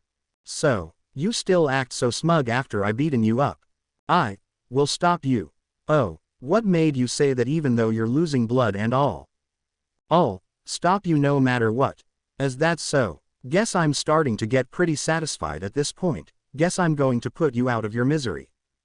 Quote exclamation mark quote. Channeling his mana, Phoenix Phantom moved at a fast speed and charged towards Midoriya, jabbing his fingers onto the younger boy's stomach, piercing through his armor and unleashed a strong fireblast which sent the armored Midoriya careening against a building wall before falling to the ground face first, and lost consciousness as he is bleeding heavily from his stomach while his armored form disappeared and Midoriya reverting back to normal. Endeavor and Beast stared wide-eyed in shock at what they just saw, and as Makoto is about to head towards Midoriya, the Phantom unleashed a fireblast as a warning shot and told everyone not to interfere or else they will regret it. Yet Endeavor, All Might and Kamen Rider Beast were unwilling to let it happen and told the Phantom that they are not going to let him kill off Midoriya. The Phoenix Phantom snickered and felt that killing Beast and the 2 pro-heroes might give him satisfaction and tells them that they can join Midoriya at the afterlife once he kills Midoriya, which the trio were not daunted by his threats. You won't kill the boy. We'll stop you, and we mean it. Oh really? You think you have what it takes to stop me? Yeah, we do, and you're going to regret it. And you're going to be my main dish. Then come at me and... Suddenly, the White Wizard appeared via teleportation magic and stood in front of the Phoenix Phantom, and the latter got irritated seeing that the White Wizard is going to interfere and he told him to get out of the way or else he'll be sorry, but the White Wizard wasn't fazed and tells the Phantom to leave as he is insignificant, and the term pissed the Phantom off in a bad way. What did you say? Insignificant? You sure have the gall to insult me. Be gone. What? You mere insect. Why you? Now get out of my sight. Endeavor and All Might blinked their eyes as they were surprised to see another armored being showed up, and Beast noticed that the White Wizard is also wearing a wizard driver and wondered if the White Wizard is connected to Midoriya, and if he is here to help, as he realized that he and the 2 pro-heroes are in a pinch due to the Phantom's massive power. The Phoenix Phantom unleashed a series of fireballs, but the White Wizard placed his right hand in front of the wizard driver and activated the barrier magic, which summoned a circle-shaped pentagram and blocked the fireballs much to the Phantom's surprise, and he unleashed more fireballs but the barrier deflects them without problem, which the Phantom is seething in annoyance. Damn you! Get out of my way! I want to kill that brat! Insignificant insect! You will not touch this boy! You sure have the gall to insult me! Either you get out of my way or I'm going to kill you! Be gone, you worthless fool! You are no value to me! What? You mere insect, your existence is a mere joke. Why you? Now get out of my sight this instant. Then the White Wizard placed his right hand in front of the wizard driver where his magic ring glowed, and the wizard driver spoke to confirm the activation. Wizard driver. Explosion, now. Strong explosive blast struck the Phantom and he was thrown back and careened against the wall of an establishment, and he got rattled for the first time, and as he gets up and tried to retaliate, the wizard driver spoke again as the white wizard placed his right hand in front of it as he repeated the same magical attack. Wizard driver. Explosion, now. Again the Phoenix Phantom was struck by more stronger explosive blasts and he was thrown further away, and at this point the Medusa Phantom showed up and picks up her comrade and told him that they are retreating as Wiseman gave the order, and said that while dealing with the pro-heroes aren't a problem, the White Wizard is, and she reluctantly admitted that the White Wizard is becoming more of a threat than Midoriya himself. Medusa. What? We're bailing out. You can't be serious. I'm this close in killing that brat. Wiseman gave a direct order. Moreover, he wants us back intact. What? As much as I hate to admit, that White Wizard is starting to prove more of a threat than that boy. And from what I see, a few more magical attacks from that White Wizard and you'll be gone. Damn it. Fine. Do what you need to do. Wise choice. Phoenix Phantom reluctantly obliges as Medusa Phantom uses a teleportation magic and the two phantoms disappeared, and their common rider Beast went and checked on Midoriya, and noted that his injuries are serious and is bordering on being fatal, and their Makoto asked him if he could help Midoriya, which Beast nodded as he brought out the Dolphy ring and said that he would do what he could to save Midoriya. However, the White Wizard approached them and uses an unseen magic spell to levitate the unconscious Midoriya while telling Beast to conserve his mana as he has been using the Falco and Buffa magic, thus depleting his mana, and cryptically told him the consequences should the Beast driver get low on mana and Beast is unable to replenish it on time, surprising Beast and asked the White Wizard how he know about that, but the White Wizard told Beast to leave Midoriya to him as he has the means to treat his injuries. Leave this boy to me. Huh, are you sure about this? Do not worry. Right now you need to worry about how to replenish your mana. You know what would happen next. How? How do you? Hey, tell me. Go now. Hey. After that the White Wizard placed his right hand in front of the Wizard Driver and the Wizard Driver spoke to confirm the activation and both he and the unconscious Midoriya teleported away, leaving Beast and Makoto worried as they were unable to ask where the White Wizard is taking Midoriya, and their Beast blamed himself but Makoto whispered to Beast, saying that she has an idea on who to ask, and after hearing it, Beast nodded as he cancelled his transformation and reverted back to normal. As Makoto asked Koichi Himawari if he is okay, he nodded, and there she tells him that once they are alone and in private she would like to ask him about what the White Wizard told him about preserving his mana and all, which Himawari reluctantly nodded. By then the SWAT members arrived, and having seen Himawari cancelling his transformation they wrongly assumed that he is the culprit and surrounded him, aiming their weapons at him and ordered Himawari to surrender immediately, but Makoto stood in their way and told them that the Phantoms are the ones responsible and escaped. But the SWAT members refused to budge and threatened to arrest her for obstruction. When she refused, the SWAT leader told his subordinates to arrest her as well. Yes, sir. Fortunately, Endeavor came and sternly reprimanded the SWAT members for their foolishness and said that he and All Might witnessed everything and that Himawari is innocent and was a big help in driving the Phantoms away. But the SWAT members, attempting to cover their incompetence, uses the law on quirk usage and pointing that Himawari illegally using his quirk as a basis for their reason to arrest him. However, Police Chief Kenji Saragame showed up and berated the SWAT members for making excuses, and there he ordered the police to have the arresting SWAT members disarmed and placed in disciplinary detention while telling the arriving paramedics to help the injured. And there he asked Makoto to come with him as he tells her he wanted to hear about what happened several minutes ago, which she nodded, and there she whispered to Himawari to head to the Omokagedo antique store and ask Wajima for information, which he nodded before leaving.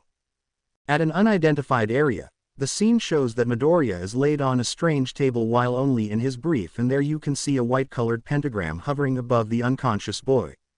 And there a strange glow is seen where it shows that lightning-like effects are hitting Midoriya's stomach, showing that it is in the process of magically closing the wounds, and the scene shows that the wounds are quite deep and that the White Wizard is using magical means to do an emergency blood transfusion due to the younger boy losing a lot of blood earlier at the hands of the Phoenix Phantom. 3 hours later, the scene shifts at the Omokagedo antique store where Wajima and Mineta stood behind Eri as Himawari arrived a few minutes ago, and there he asked them if Midoriya came back, which Wajima said that they too were waiting for Midoriya, which Himawari just nodded, though he is still worried after the injuries that Midoriya received from the Phoenix Phantom, and wondered if he did the right thing in letting the White Wizard take Midoriya away like that.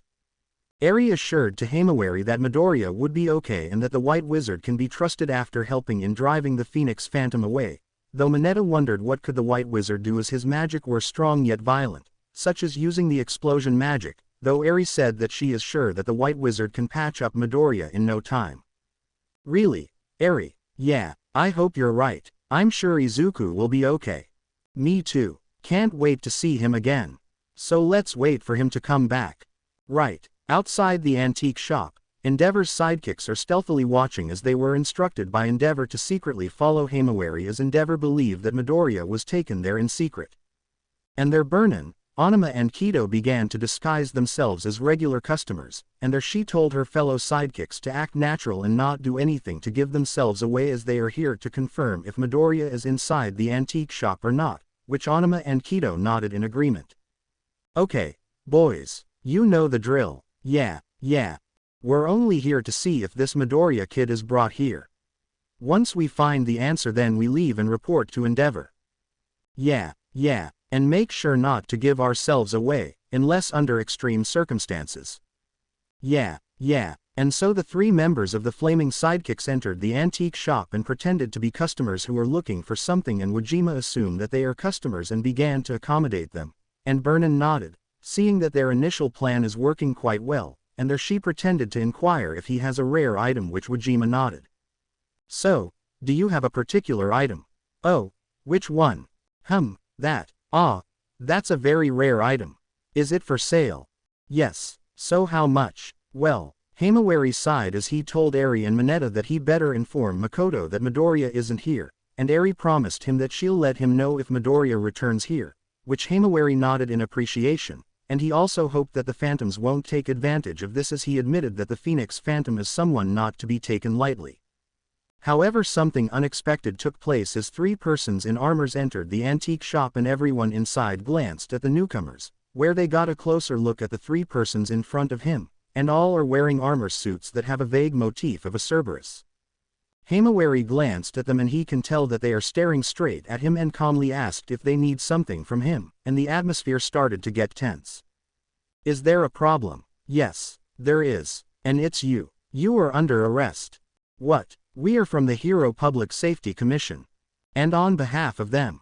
You are under arrest, so surrender. The trio introduced themselves as the newest pro-heroes from the Hero Public Safety Commission, in which they said that they are under orders to subdue Himawari if the situation calls for it, and there each of them introduced themselves in an arrogant manner, which they stated their names to an apprehensive Himawari. The gold sword-wielding Cerberus hero, Glaive. The red crossbow-wielding Cerberus hero, Lark. The green staff-wielding Cerberus hero, Lance. Seeing that the trio appeared to be hostile, and that if he reacted impulsively the antique shop might get damaged and everyone here would get hurt, and Himawari decided to act calmly and asked what do they want with him and what is their basis for wanting to apprehend him, which they say that the Hero Public Safety Commission deem him a threat and that they are strictly ordered to bring him down.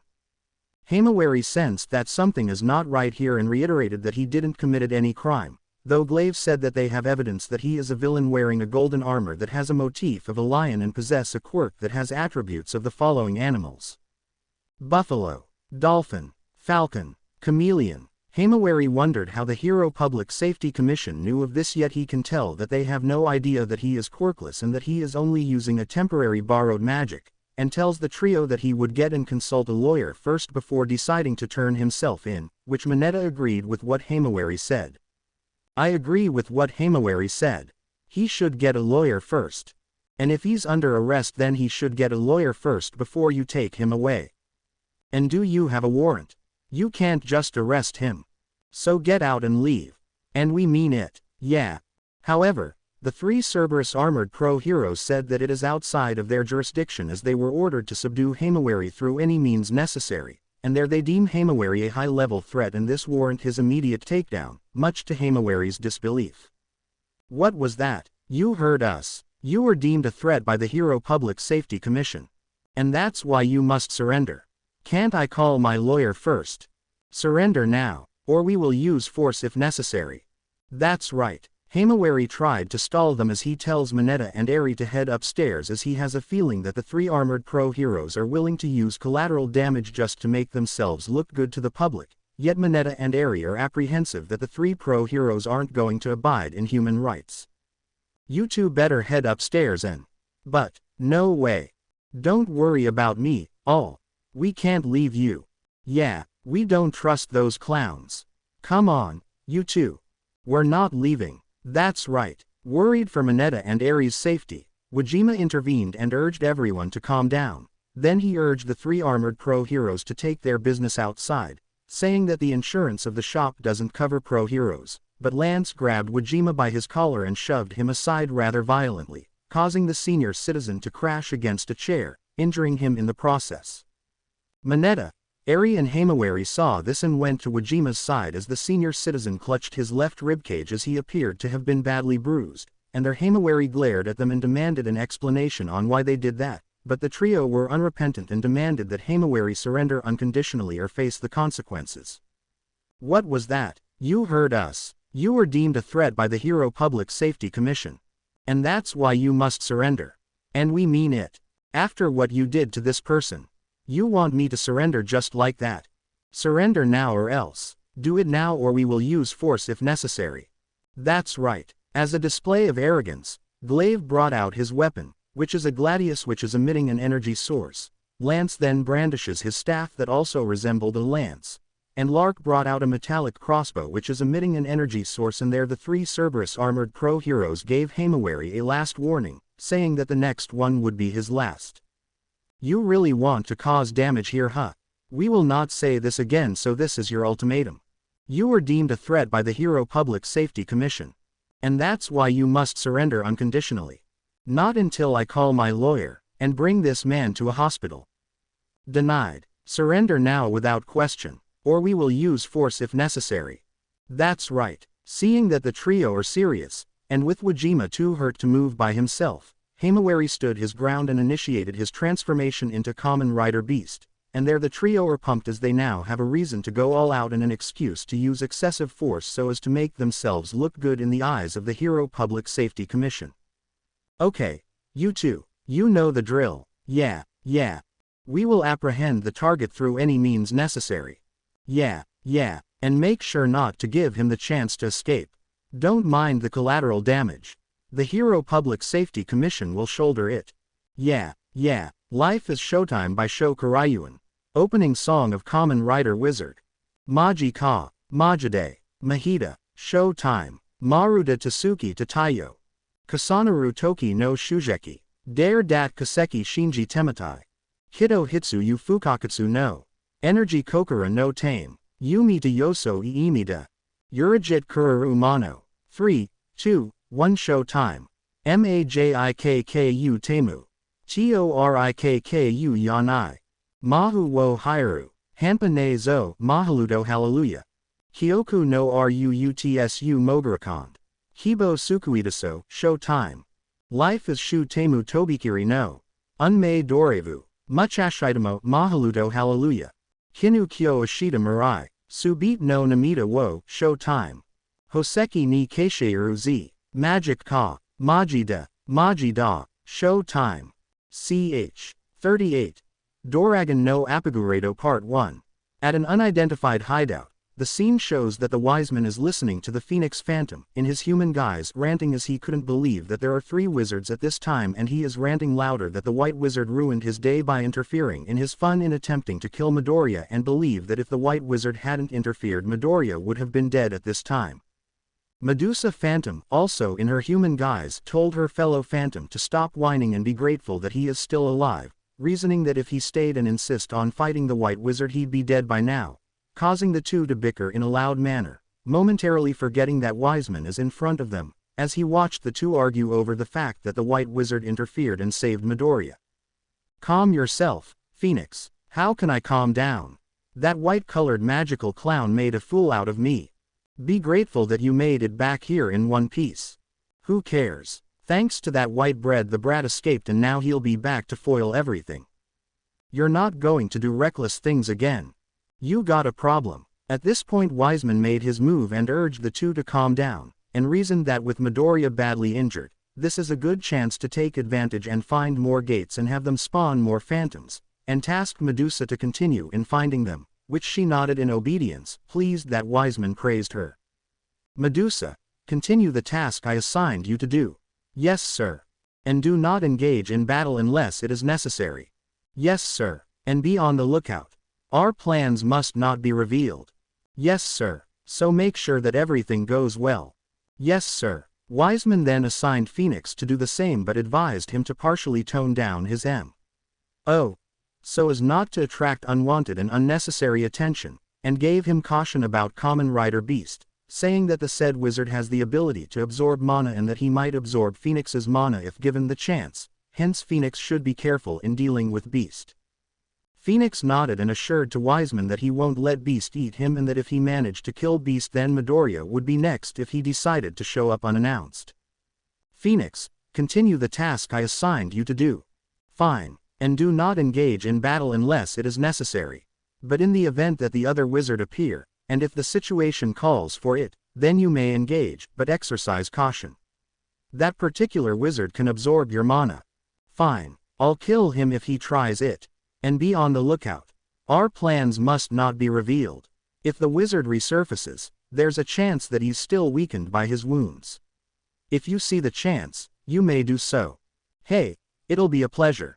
So with all said and done, make sure that everything goes well. Yes, sir. Ha ha. Wiseman then told Medusa and Phoenix to continue their assignment as usual, but also said that he would deal with the White Wizard should he interfere, which the two phantoms nodded in acknowledgement. As for this White Wizard, leave him to me, I will deal with him. Are you sure? That clown packs quite a punch. Do not worry, I can handle him. Yes, sir. Fine. Meanwhile, at an unidentified area, the scene shows that Midoriya is laid on a strange table while only in his brief, and there you can see a white-colored pentagram hovering above the unconscious boy. And there a strange glow is seen where it shows that lightning-like effects are hitting Midoriya's stomach, showing that it is in the process of magically closing the wounds, and the scene shows that the wounds are quite deep and that the White Wizard is using magical means to do an emergency blood transfusion due to the younger boy losing a lot of blood earlier at the hands of the Phoenix Phantom. Looks like I may have to speed things up. It might be a bit premature, but circumstances have changed the course. Midoriya remained unconscious as he is being treated magically as the lightning-like effects from the pentagram are still working on the wounds, which is still in the process of being closed as the wounds inflicted by the Phoenix Phantom were magical in nature. And at the same time the lightning-like effects are also treating the rest of Midoriya's upper torso as it was also wounded due to suffering from third-degree burns due to the strong flame attacks from the Phoenix Phantom, and the White Wizard started to believe that he may have committed an error in underestimating the Phoenix Phantom as he came to realize that Midoriya's current power is not enough to deal with the Phoenix Phantom. It appears that I may have to make some changes, if this boy were to step up and face more challenges. At the police station, the scene shifts inside the office of Police Chief Kenji Suragame, where he, Endeavor and All Might are listening to Makoto Tsukauchi about her explanation on what she knows so far about the Phantoms, why they target certain persons and why Midoriya is fighting them, which the three adults listened carefully. As All Might asked how Midoriya was able to gain such power as he confirmed that the younger boy is quirkless, Makoto took a deep breath, as she realized that if she were to tell them the truth they might get unnecessarily wary towards Midoriya, but she decided to take the risk as she hoped that they won't get prejudiced towards Midoriya, and there she reluctantly told them what she knows about Midoriya and how he gained such power that is not a quirk. While Suragame listened calmly, All Might and Endeavor stared wide-eyed at hearing the details from Makoto, as they couldn't believe what they are hearing about what happened to Midoriya, such as Midoriya's father abandoned him and his mother many years ago. Midoriya was orphaned at a young age after his mother died from an accident, being rendered homeless, and underwent a lot of emotional hardships. Before graduating middle school he was amongst the several people mysteriously abducted by an unknown kidnapper. The kidnapped people were subjected to a mysterious, magical ritual where all of them died as their bodies ripped apart in a bloody and gruesome way, and there the phantoms were spawned. For some reason, Midoriya was the sole survivor, and for some reason, he was able to keep the phantom inside him. Midoriya was said to be attacked by one of the phantoms that was spawned but is saved by the White Wizard, who began to train him. And from there Midoriya began a relentless drive to defeat the phantom and find the mastermind behind this to prevent a repetition of that incident, which Midoriya took it seriously as Makoto discovered that Midoriya suffered from survivor's guilt due to him being the sole survivor and having witnessed everyone else died right before his very eyes. All Might mentally wondered if he did the right thing in telling Midoriya to give up because he is quirkless.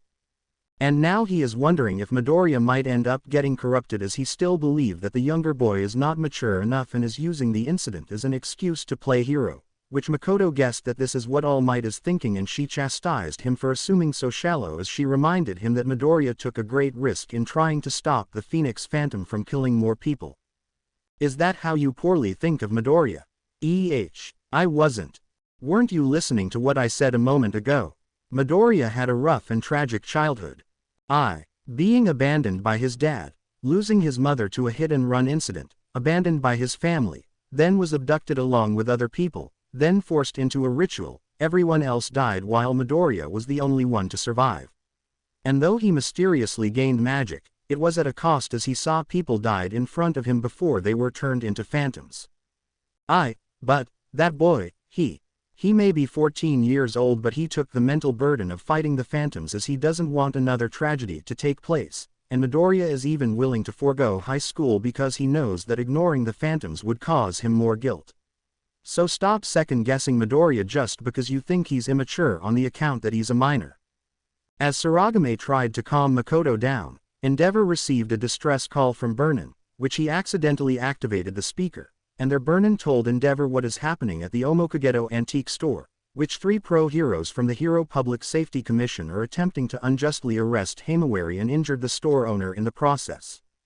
Saragame and Makoto stood up upon hearing this, as Endeavor instructed Burnin to have Onuma and Kido to stall the 3 pro-heroes, as he would go there and personally have the 3 Cerberus armored pro-heroes to stop, as he finds it suspicious that the Hero Public Safety Commission would go after Himawari, and that he suspected that the commission are also after Midoriya. There Saragame asked Endeavor to take him along, reasoning that once the trio realized who Saragame is, they would be forced to relent, and then he would call the Hero Public Safety Commission to give an explanation for doing this without consulting the police, which Endeavor nodded in acknowledgement. Are you sure that the pro-heroes would halt their assault?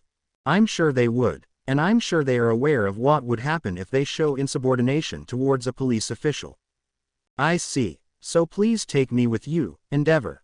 Very well, we must go, before innocent lives are put at risk. Understood. Good. Makoto said that she is coming along too, saying she is acquainted with the Omokagedo antique store owner and that Himawari is there, so she might ask him if he knows where Midoriya is, which Saragame nodded, and Endeavor tells her to hold on, as he would carry both her and Saragame as he would head to the scene as fast as humanly possible. Okay. You two hold on tight. Okay. I'll head there in a way so you would not get inconvenienced by the winds, as I'm going to fly there as fast as I could. Okay. So be ready for anything. Okay. Inside the office of Kizuki, who is the head of the National Police, Section 0, Kizuki was approached by his subordinate and informed him of what is happening at the Omokagedo antique store, which Kizuki adjusted his eyeglasses as he is surprised to hear that a pro-hero just shoved a senior citizen like he is nothing, and that Himawari revealed his status as a wizard just to lead the 3 pro-heroes out of the shop. As the subordinate asks what should Section 0 do, Kizuki adjusted his eyeglasses again and made a decision, as Section 0 would have to observe first before making a move, as he reminded that they cannot immediately trust any of them, as he is still wary towards Midoriya despite him fighting off the phantoms. Moreover, Kizuki said that the situation falls squarely on the Hero Public Safety Commission and the police, hence Kizuki said that Section 0 would stay neutral for the time being, which the subordinate reluctantly nodded in agreement. For the time being, just observe them. Sir, are you sure that, for now, we need to make sure about some things before we enter the fray. Remember, we still cannot put our trust to either one of them, as we don't know where their loyalties lie. I see, let's wait and see first. Very well. Another subordinate came in and informed Kizuki that 3 of Endeavor's sidekicks are there and appeared to be poised in entering the fray, which Kizuki sensed that Endeavor may be on the way, as he is sure that his sidekicks have notified Endeavor about what is happening at the Omokagedo antique store. There Kizuki instructed his subordinates to continue observing the situation but not to physically intervene, as they should wait and see how Endeavor addresses the situation, which the 2 subordinates nodded in acknowledgement. As I said, let's observe the situation first before we make a move. Yes sir. Yes sir. It's best that we remain neutral for now and not recklessly take sides. Yes sir. Yes sir. Good. Proceed with the observation. Yes sir. Yes sir. Meanwhile, at an unidentified area, the scene shows that Midoriya is laid on a strange table while only in his brief, and there you can see a white-colored pentagram hovering above the unconscious boy. And there a strange glow is seen where it shows that lightning-like effects are hitting Midoriya's stomach, showing that it is in the process of magically closing the wounds, and the scene shows that the wounds are quite deep and that the White Wizard is using magical means to do an emergency blood transfusion due to the younger boy losing a lot of blood earlier at the hands of the Phoenix Phantom. Looks like I may have to speed things up. It might be a bit premature, but circumstances have changed the course. Midoriya remained unconscious as he is being treated magically, as the lightning-like effects from the pentagram are still working on the wounds, which is still in the process of being closed, as the wounds inflicted by the Phoenix Phantom were magical in nature. And at the same time the lightning-like effects are also treating the rest of Midoriya's upper torso, as it was also wounded due to suffering from third-degree burns due to the strong flame attacks from the Phoenix Phantom. And then another magical circle appeared where it shows that a situation is taking place at the Omokagedo antique store, where Himawari is forced to transform into Kamen Rider Beast and led the 3 pro heroes outside the shop to keep them from causing damage at the shop. The White Wizard noted that Himawari can handle the situation, yet he appeared to be focused on Eri as she and Mineta are helping the injured Wajima up, and there the White Wizard decided to let Himawari handle things, but upon turning around he saw Midoriya regaining consciousness, but he is wincing as he could feel the pain on his torso, and there the White Wizard told Midoriya not to move as he is still under magical treatment. Don't move, boy, you're still under. Where am I? In my realm. I am using an elaborate healing magic too. The Phantom. Fear not. I chased him away. He won't cause trouble for the. But, calm yourself. Quote exclamation mark quote. Then Midoriya saw Himawari fighting off the 3 pro heroes before one of them brought out a crossbow and fired an energy blast, and though Beast evaded the blast, it struck the glass window of the Omokagedo antique store, and Midoriya stared wide-eyed as he realized that Wajima and the others are inside, and this spurred Midoriya to get up, yet he clutched his torso as pain struck him in a very discomforting way. The White Wizard told Midoriya to lay there as the magical treatment is still underway, yet Midoriya voiced his concern about everyone inside the Omokagedo antique store, yet the White Wizard assured to Midoriya that Eri and the others will be okay, as Himawari can handle the reckless pro heroes who are attacking the shop just to get Himawari. Don't move, boy, or you'll risk reopening your wounds. But, Eri and the others. Do not worry, but those pro heroes, they'll. Fear not, everything will be okay. But, calm yourself. Quote exclamation mark quote. Life is Showtime by Sho Karaiyuan. Opening song of Kamen Rider Wizard. Maji ka, Majide, Mahita, Showtime. Maruda Tasuki Tatayo. Kasanaru Toki no Shujeki. Dare Dat Kaseki Shinji Tematai. Hito Hitsu Yu Fukakatsu no. Energy Kokura no Tame. Yumi to Yoso Iimida. Urajit Kuraru Mano. 3, 2, 1 Showtime. Majikku Temu. Torikku Yanai. Mahu wo Hairu. Hanpa ne zo Mahaludo Hallelujah. Kyoku no Ruutsu Mogurakond. Hibo Sukuidaso, Showtime. Life is Shu Temu Tobikiri no. Unmei Dorevu. Muchashitamo Mahaludo Hallelujah. Kinu Kyo Ashita Mirai. Subit no Namita wo, Showtime. Hoseki ni Keisheiru Z. Magic ka. Majida. Majida. Showtime. Ch. 39. Doragon no Apiguredo Part 2. At the headquarters of the Hero Public Safety Commission, the scene shifts at the meeting room, where the executive members are having a conference meeting when someone from the HPSC department barges in, interrupting a meeting which some members of the executive committee felt insulted by the sudden appearance of the HPSC member. All of you have a lot of explaining to do. How dare you? The HPSC member was unfazed and slammed his fists onto the table and demanded an explanation on why pro heroes are being sent in following Izuku Midoriya's every movement, as the 14-year-old boy is not a threat to national security and is still a minor. Hence the Hero Public Safety Commission should not have put an innocent boy under intense surveillance, stating that the police is the one who are conducting an investigation and that the police have not contacted the HPSC for help. However, the executive committee members tried to play it cool and reasoned that they are unaware of what is going on. Hence they have no direct control over this and reasoned that Midoriya is a minor and not a pro-hero. Hence whoever sent the pro-heroes to find him is justified. As there is a possibility that Midoriya playing hero is probably a front and have an ulterior motive, and that whoever sent the pro-heroes to find Midoriya is probably doing this as a precautionary measure in case Midoriya goes rogue and attack the public, though the minority member, revealed to be Yokumiru Mera, is not convinced and told the executive committee members to recall the pro-heroes as he received reports that one of them manhandle a senior citizen, and to leave Midoriya alone. Recall the pro-heroes. Have them leave that boy alone. Let the police handle this since they are the ones who are personally investigating this matter. Well, let's see. How do we put this? What time is it? My phone is down. Can I go home? Suddenly, someone entered the meeting room, in which the entrant is a beautiful woman who appears to be in her mid-20s. Her hair color is a light red, normally kept in a loose braid with bangs reaching just past her eyebrows and two longer side bangs that frame her face. Her eyes are yellow with multiple red rings within them. Her outfit consists of a white long-sleeves white shirt, a black tie, black pants and brown shoes. The executive committee members were surprised to see her and gave her their utmost courtesy, greeting her while Mera just remained neutral yet appeared to stare at her in contempt as he seemed to know her, as the woman appeared to be someone Mera would rather not deal with her. At surface, this woman seemed to be a nice, gentle, social and friendly woman, as she is seen almost the entire time wearing a smile on her face and acts relaxed and confident even during a crisis.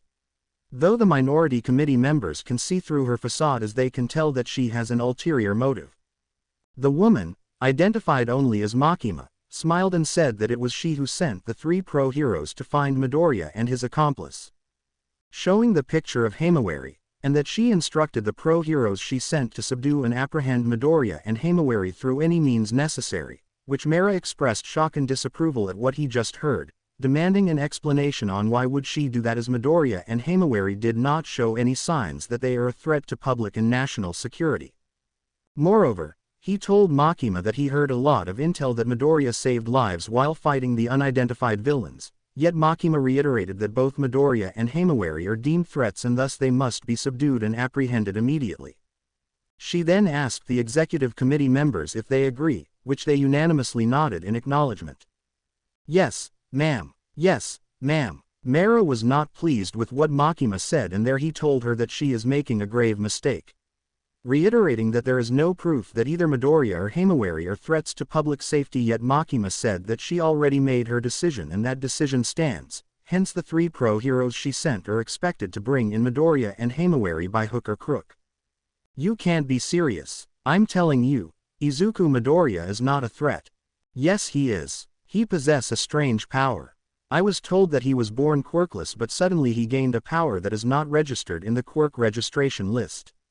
Hence he must have gained an artificial quirk, which is illegal.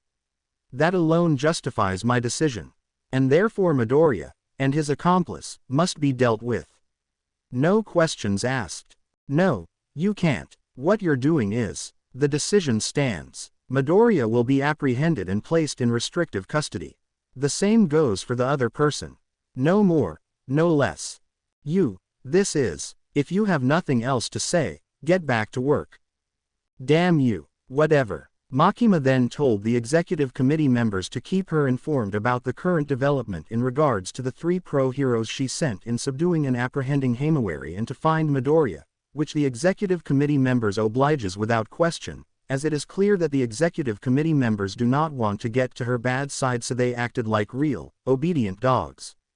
Yes, ma'am. The scene shifts outside the Omokagedo antique store, where Kamen Rider Beast tried to lead the three armored pro-heroes away from the shop as glass shards from the front window are sent flying after one of the three pro-heroes fired her crossbow indiscriminately and their beast told them to stop as they are hurting innocent people inside the shop but the three pro-heroes, who are rookies and just started working for the Hero Public Safety Commission, were not deterred and insisted that Beast surrender without question or suffer the consequences.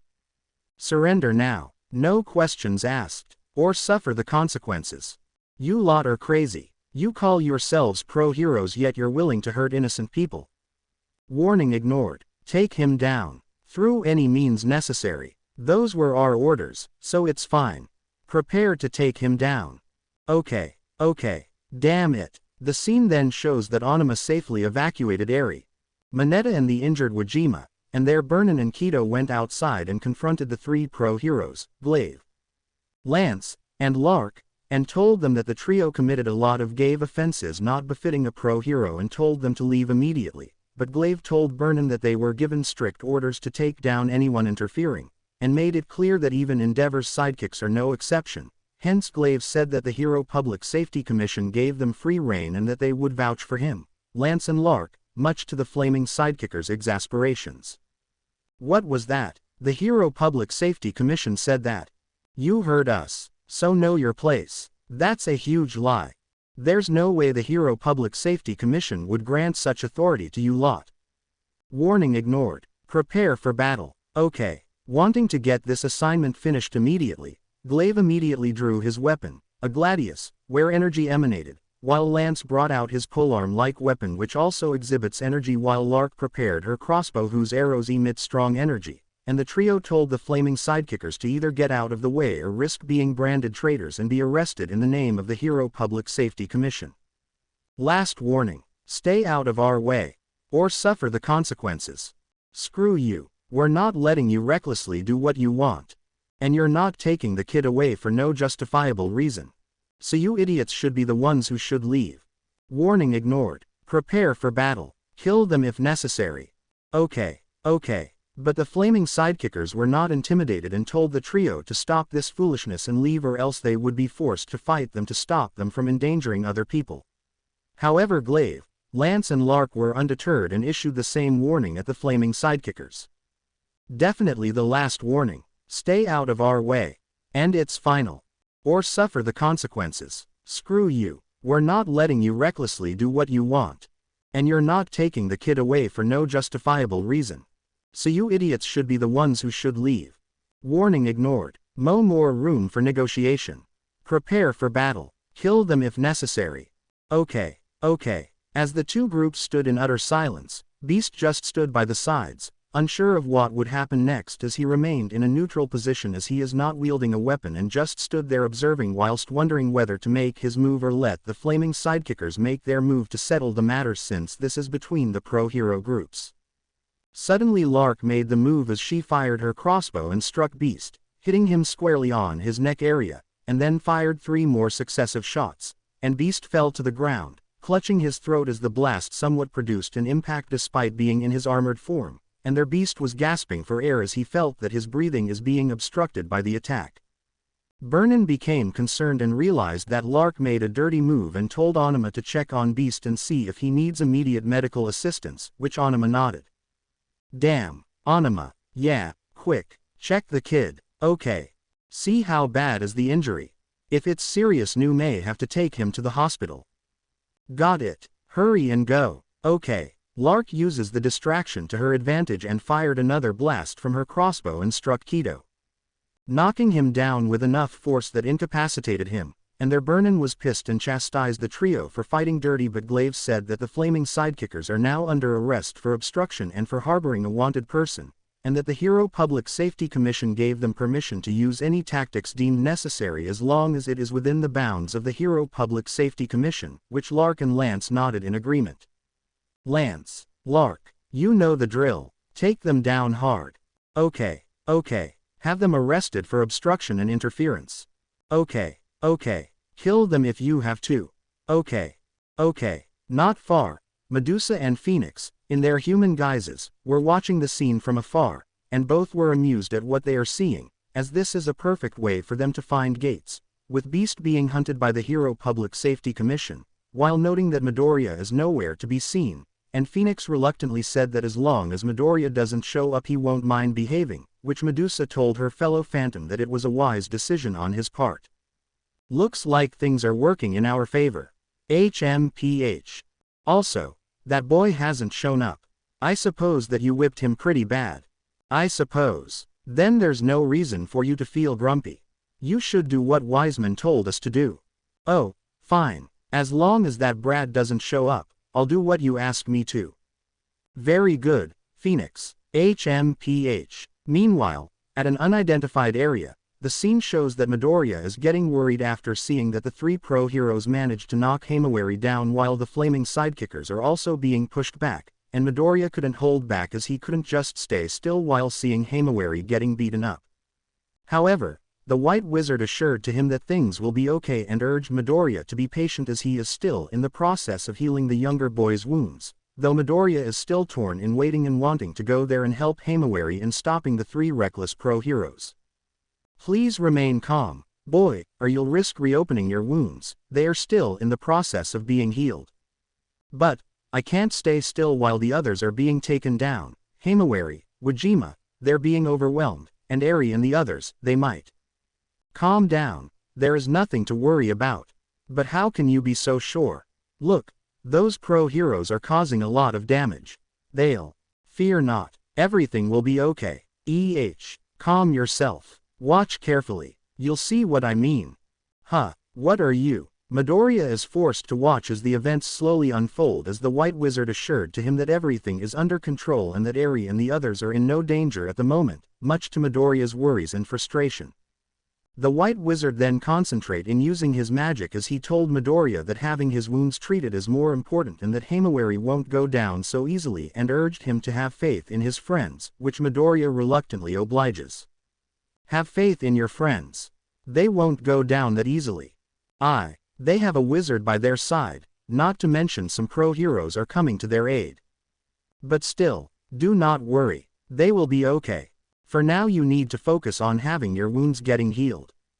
Fine. As Midoriya is forced to relent, he had no choice but to watch as the scene shows that Kamen Rider Beast is taking a beating as the three rookie pro heroes resume in beating him up.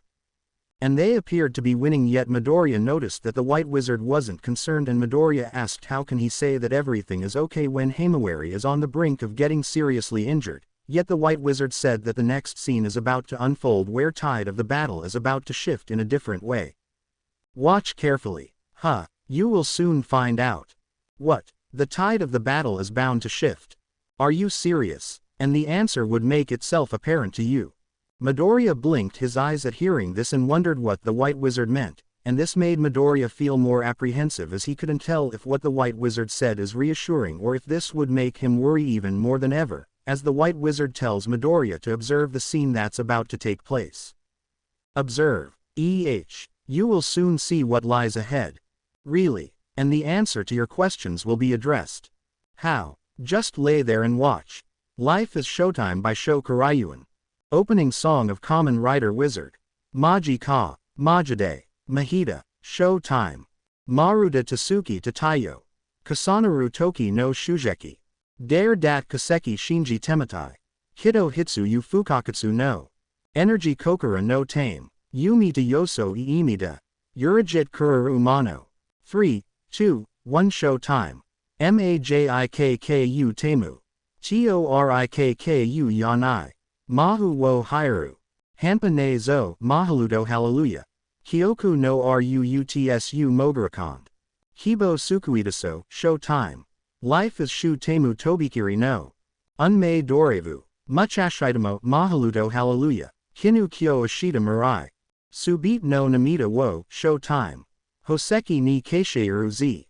Magic Ka, Majida, Majida, Show Time. At the scene right outside the Omokageto antique store, the scene shows that Eri and Mineta are dragging the injured Wajima as the shop sustainable quite a lot of damage whilst Kamen Rider Beast is taking quite a beating as he is protecting the two members of the flaming sidekickers, where Anima and Kido are down at the moment whilst Burnin is still up and their beast tells her to get Wajima and the others away from here. Take the old guy and the kids away from here. What about you? I'll handle those idiots, but you're pretty banged up. I'll be fine. You sure? Yeah. So please get them to safety. This guy. Burnin is unsure at first, but Beast persuaded her to do it as the three rookie pro heroes were focusing on him and that at least he could divert their attention and that Wajima and the others' safeties are more important. Left with no choice, Burnin reluctantly did so as she helps Eri and Mineta carry the injured Wajima away from the scene of the battle, and there the three civilians are worried about what would happen to MWA, yet Vernon said that he knows what he's doing, hence he insisted that he take on the three idiots all by himself while keeping them away from the injured people. Don't worry, he said that he can handle those three idiots. Huh, all by himself? Oh no, is he serious? He said he can handle them, so have faith in him, as he wanted those idiots to focus on him so that I could get you away from here. Okay. Beast then brought out the buffer ring and puts it on his right middle finger before closing his fist and presses it onto the right side of the Beast Driver where the voice spoke to confirm the activation. Beast Driver. Buffer. Go. BU buffer. A magical pentagram appeared on the right side of Beast and enveloped him, where Beast's right shoulder area changed shape as a buffalo-themed shoulder pad with a cape-like mantle materialized, and the three rookie pro heroes were taken aback as they didn't expect this to happen, yet they are confident that they can take Beast down without problems. Lance, Lark, ignore what you saw. Okay. It's just for show, I'm sure we can take him down. Okay, so go get him. Okay. However, someone showed up where fiery waves emitted, and this caused Glaive, Lance and Lark to back away, and there the entrant is revealed to be Endeavor, and he is not pleased after seeing that Onuma and Kido are down and out, and there he told the three rookie pro heroes that Vernon told him what the trio did and told them to leave at once, as he will tell the Hero Public Safety Commission about their incompetence, which the trio insisted that they are doing legitimate hero work and that Endeavor is interfering. You fools have a lot to answer for. You're the fool, obstructing a legitimate hero work. You're the one who going to get penalized by the Hero Public Safety Commission. Yeah, stop this foolishness and leave at once.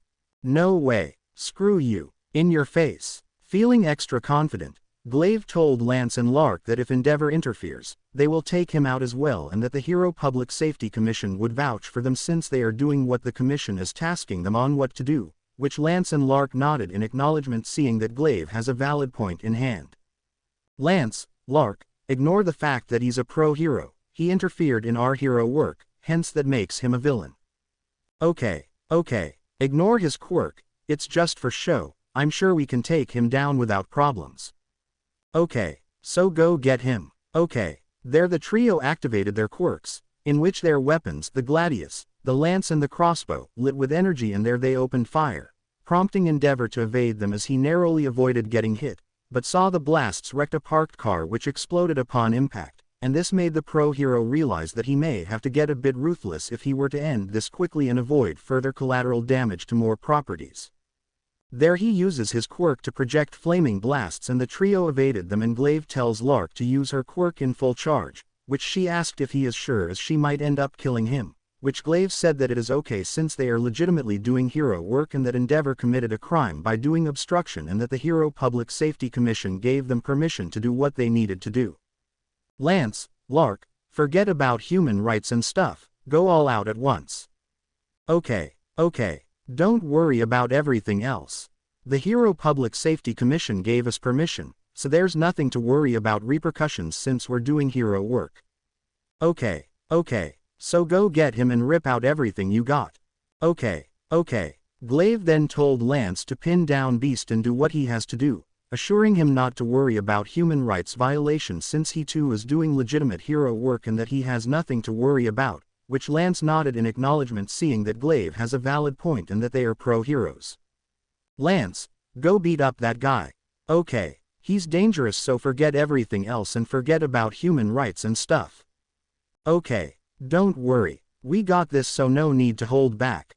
Okay, good, now go get him. Okay, as Glaive, Lance and Lark are ready to charge, which Endeavor, Vernon and Beast are bracing themselves, a car arrived and someone came out, where a woman in her late 30s stood in between and told Glaive, Lance and Lark to stand down and cease this foolishness immediately or face a very severe consequence.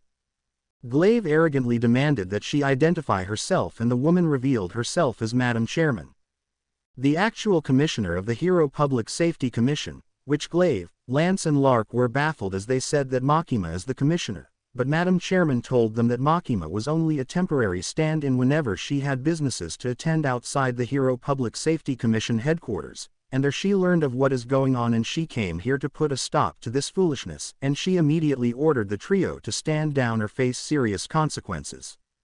Now that you know who I am, I give you a direct order, stand down at once.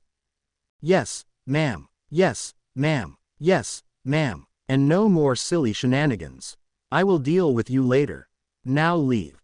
Yes, ma'am. Glaive, Lance and Lark were forced to oblige and were ordered to report back to the Hero Public Safety Commission headquarters, and there she apologized to Endeavor and the Flaming Sidekickers for what happened. Then she apologized to Beast as well before apologizing to Wajima for Glaive's actions and gave her word that she would shoulder the expenses in repairing the Omokagedo antique store for the damages it incurred during the ruckus. I'm terribly sorry for all this. Ma'am, I take responsibility for this. I see, but, leave it to me. I'll have your shop repaired immediately. Really? Yes. Much appreciated. After that, Wajima was taken to the hospital to have his injuries treated, while Hamawari reverted back to normal and act as the temporary caretaker of the antique shop while looking after Eri and Mineta, and Endeavor brought Onuma and Kido to the hospital to have their injuries checked. Not far, Medusa and Phoenix, in their human guises, were watching the scene from afar, and both were amused at what they are seeing. With Beast taking a beating and that the pro-heroes left. And this presents a perfect way for them to find Gates. With Beast forced to rest in order to replenish his mana after his fight with the pro-heroes from the Hero Public Safety Commission, while noting that Midoriya is still nowhere to be seen, unaware that he is being treated by the White Wizard, and while disliking the fact that his target is still missing, Phoenix reluctantly said that as long as Midoriya doesn't show up and interfere, he won't mind behaving, which Medusa told her fellow Phantom that it was a wise decision on his part. Looks like things are working in our favor. HMPH. Whatever. Also, that boy hasn't shown up for some time. I suppose that you whipped him pretty bad that he's too injured to show himself up. I suppose. Still, I wished that I see him so that I could beat him up even more. Then there's no reason for you to feel grumpy. You several injured him. Hence he won't interfere with our work, so you should do what Wiseman told us to do. Oh, fine. As long as that brat doesn't show his face and get in our way, I'll do what you asked me to. Good choice, Phoenix. HMPH. Fine. A few days later, it was back to normal as Wajima was discharged, and as promised, Madam Chairman shouldered the expenses and the Omokagedo antique store was repaired, and that Hamawari was no longer wanted by the Hero Public Safety Commission after she made the edict, and that Makima was chastised for her actions while Glaive, Lance and Lark were penalized.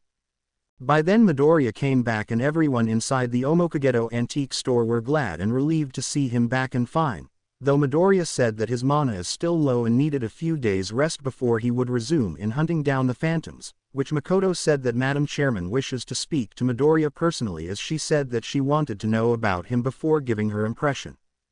The Commissioner of the Hero Public Safety Commission wishes to speak to me. Yes, Izuku. She wanted to meet you ever since she asked me about you, and, well, I told you something about you. Really? Yes. So, when would she? I don't know. She said that she'll inform me when. Quote. By then, Madam Chairman arrived and everyone stood up as they didn't expect that Madam Chairman would show up all of the sudden, and the Commissioner of the Hero Public Safety Commission glanced at Midoriya, mentally surprised to see that he is actually a 14-year-old boy, and wondered if what Makoto told her is true about him skipping high school just to focus his attention on hunting down the phantoms. There Madam Chairman asked Midoriya if she could speak to him in private, as she wanted to know him before judging him if he is really serious about the phantoms and everything else, which Midoriya said that she might have difficulty in understanding him, but she said that she is ready for anything that he would say and that everything boils down on what his explanations would be. Are you sure you wished to speak to me in private? Yes, if possible. You might have difficulty in understanding should I tell you about me.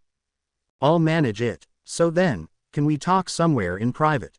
Okay. That's good to hear. Wajima, Eri, Mineta and Hamawari glanced at Makoto as they wondered what is going on and why would that Commissioner of the Hero Public Safety Commission be interested in Midoriya, and wondered if she is here to recruit Midoriya or to issue him a warning. But then Madam Chairman led Midoriya outside and went inside a limousine where she began interviewing Midoriya, and there Makoto had to assure to Wajima, Eri and Mineta that everything would be okay and that they have nothing to worry about Midoriya. Don't worry. Madam Chairman just wanted to speak to Izuku and nothing more. Okay. So let's wait and see before we judge anything.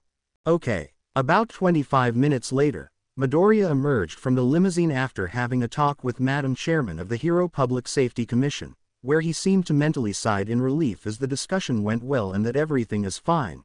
And as he heads back to the Omokagedo antique store, the scene shifts inside the limousine where Mera watches on, as he was there when Madam Chairman was talking to Midoriya. He seemed to be conflicted after listening in on the discussion, where Midoriya told Madam Chairman about the phantoms, his childhood, how he became an orphan, becoming one of several individuals abducted and subjected to a strange ritual where many perished and became phantoms, with Midoriya becoming the sole survivor and mysteriously gaining magic and became a wizard. He noted that Madam Chairman took the information well, as she wasn't shocked or apprehensive that Midoriya may have the potential to become a villain, as the magic, which Mera wrongly believe it is a quirk, can be destructive, and that Midoriya chose to forego high school and instead spend time hunting phantoms, and there Mera asked Madam Chairman if she is sure about letting Midoriya go, which she nodded. Madam, let me ask you, are you sure about letting him go? For now, Mera, but, that boy, he might have the potential to become a. He won't. I am definitely sure that Izuku Midoriya won't turn to villainy. Believe me, that boy is not a villain material. How can you be so sure? It's like this, Mera. Madam Chairman said that if Midoriya intended to become a villain he would have caused a lot of death and destruction, yet he risked his life protecting people, and she even pointed out that Midoriya didn't even show signs of villainy by using her as a hostage. Madam Chairman said that she would tell everyone within the Hero Public Safety Commission to cease any paranoid suspicions towards Midoriya and would see to it that the commission will be assured that Midoriya is not a threat to the Hero Society, which Mera sighed as he decided to trust what Madam Chairman says. Seeing that she knows what she's doing. So you're sure about this, Madam? Yes, Mera. But still, there's the risk. In the event that the boy do that, I will take responsibility. Trust me on this, Mera. Oh, fine. Quote. Suddenly Mera heard a loud ruckus coming from inside the Omokagedo antique store, and there he told Madam Chairman that she judged too prematurely and said that something bad is happening and pointed his thumb towards the Omokagedo antique store, which she heard the loud ruckus, and she told Mera that there aren't any violent explosions and such, but Mera said that they should check it out and see if this is Midoriya's doing or not. Seems that your judgment went off the charts, Madam. Mera, I would suggest we take a look. You don't have to do that, Mera. I'm afraid I have to. Goodness, Mera, what if I'm right? What if Midoriya really turned to villainy? You're bordering on being a paranoid, Mera.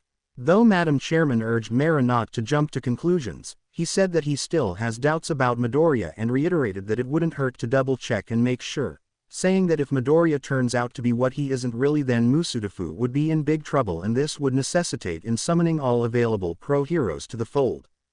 Sorry, Madam, but I really have to do this. Hold on, Mera, you shouldn't. But I should. There's the risk. I believe that Midoriya would not turn to villainy. But there's a possibility, Madam. Mera, and that's one possibility I cannot ignore. Madam Chairman can tell that Mera still has doubts and suspicions, and there she came up with a compromise. They would take a peek and see what is going on, and if there is nothing threatening here, then Midoriya is cleared, but if he shows signs of villainy, then she would take Mera's recommendation.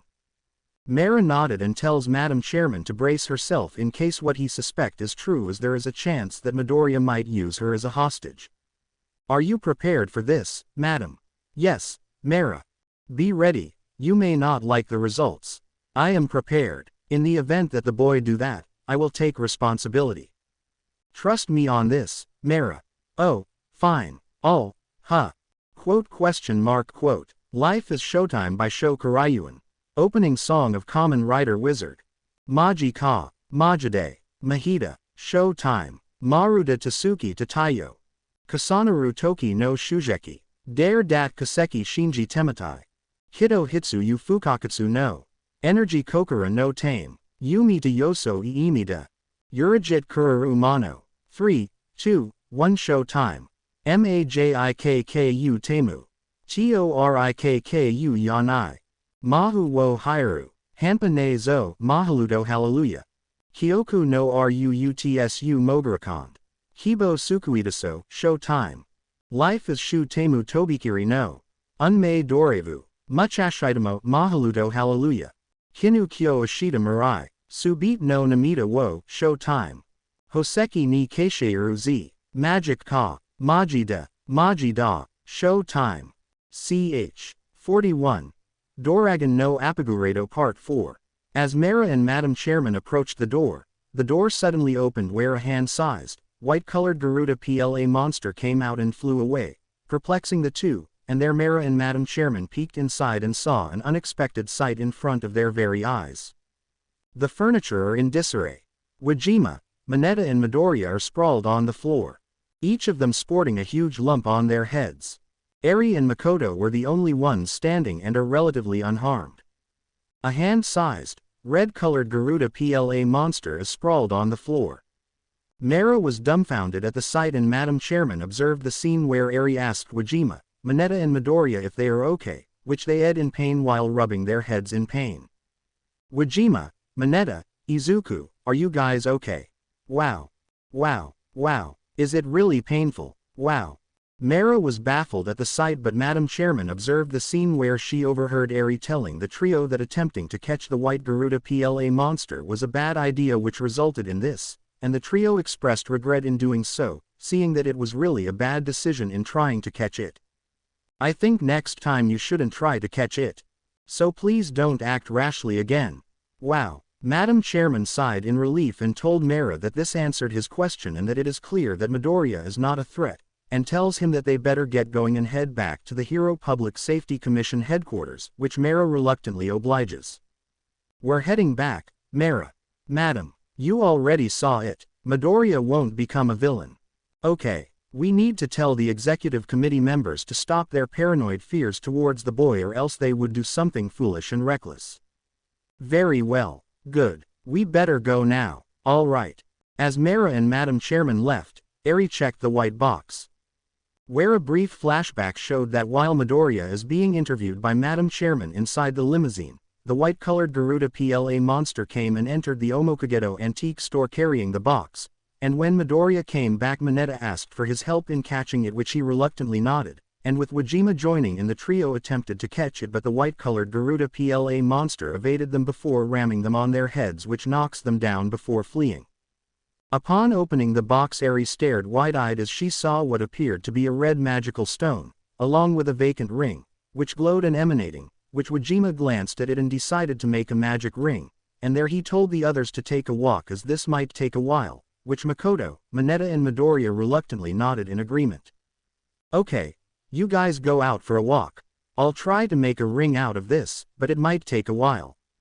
Okay, we'll let you know if the new ring is ready, so be a bit patient. Okay. Meanwhile, the Medusa Phantom, in her human guise, watches over from a bridge, where she is looking for potential targets, and there she seemingly found one and there she called forth a phantom to go after the intended target, which you can see that the said phantom showed up and is looking forward to this assignment after being instructed by Medusa. The phantom in question is shown, revealed to be the fairy phantom, and there she gave assurance to Medusa that she will accomplish this in a quick and efficient manner. You know what to do, fairy. Yes, my mistress. Go after the target, subject him to turn into a phantom. Yes, of course. Make sure you succeed. The Wiseman's will must be carried out. I will not fail you. Good. Proceed immediately. At once, my mistress. About 5 minutes later, Makoto, Midoriya and Mineta were walking and are still figuring out who owns the white Garuda, and their Mineta came up with some wild theories which she told him not to jump to conclusions unless he has concrete proof, yet Mineta said that he suspected that it could be from Himawari since he is also a wizard, though Makoto tells Mineta not to rush into conclusions until he is sure. Seriously, Mineta, you can't become an investigator if you rely on unproven theories. But I'm sure, someone is trying to do something and we don't even know who sent that stone to Midoriya. Must be a secret jewelry rival. I bet Wajima did something foolish like making a deal with loan sharks and that's enough, Mineta. But, we wait for Wajima's call and that's that. Ah, Midoriya wondered at first if the white Garuda is from Himawari given that he mysteriously acquired magical potential, but then he suddenly realized that the PLA monster might belong to the white wizard. But then he heard a scream coming from a boy which is nearby, and their Makoto told Midoriya that something is up and he should head there immediately, as she suspect that it might be a phantom attack, as kids do not usually scream that loud. Midoriya, something's up. Yeah, I heard it. It might be a phantom attack. Of all the possible times. You better get going. Okay, we'll catch up with you. Got it. Nodding, Midoriya ran ahead as he rushed towards the scene, where he saw ghouls are surrounding a primary school student, which is a boy that is described as dark marks around his brown eyes and messy, blonde hair. He also has sharp, pointed teeth. The boy in question is identified as Tamashiro, and he is terrified as he is being surrounded by ghouls who are brandishing their weapons and are closing in on the screaming, terrified boy, as he is cornered and couldn't find room to evade them. www.waahhhh. Monsters. Help, help. RRRRRRRRR. RRRRRRRRR. Midoriya arrived as he summoned the Wii sword gun and opened fire, shooting the ghouls down and sending them careening back, and their Makoto and Mineta arrived, where Midoriya told the two to take Tamashiro and get him away from here, which the two nodded, and they grabbed the little boy before making a run. But then the fairy phantom showed up and told Makoto and Mineta that she will be taking the child. Hold it right there. A phantom. Yikes. A phantom. Be good and hand over that brat. No, we won't. Get lost, you ugly. Then perish, and I will take the brat.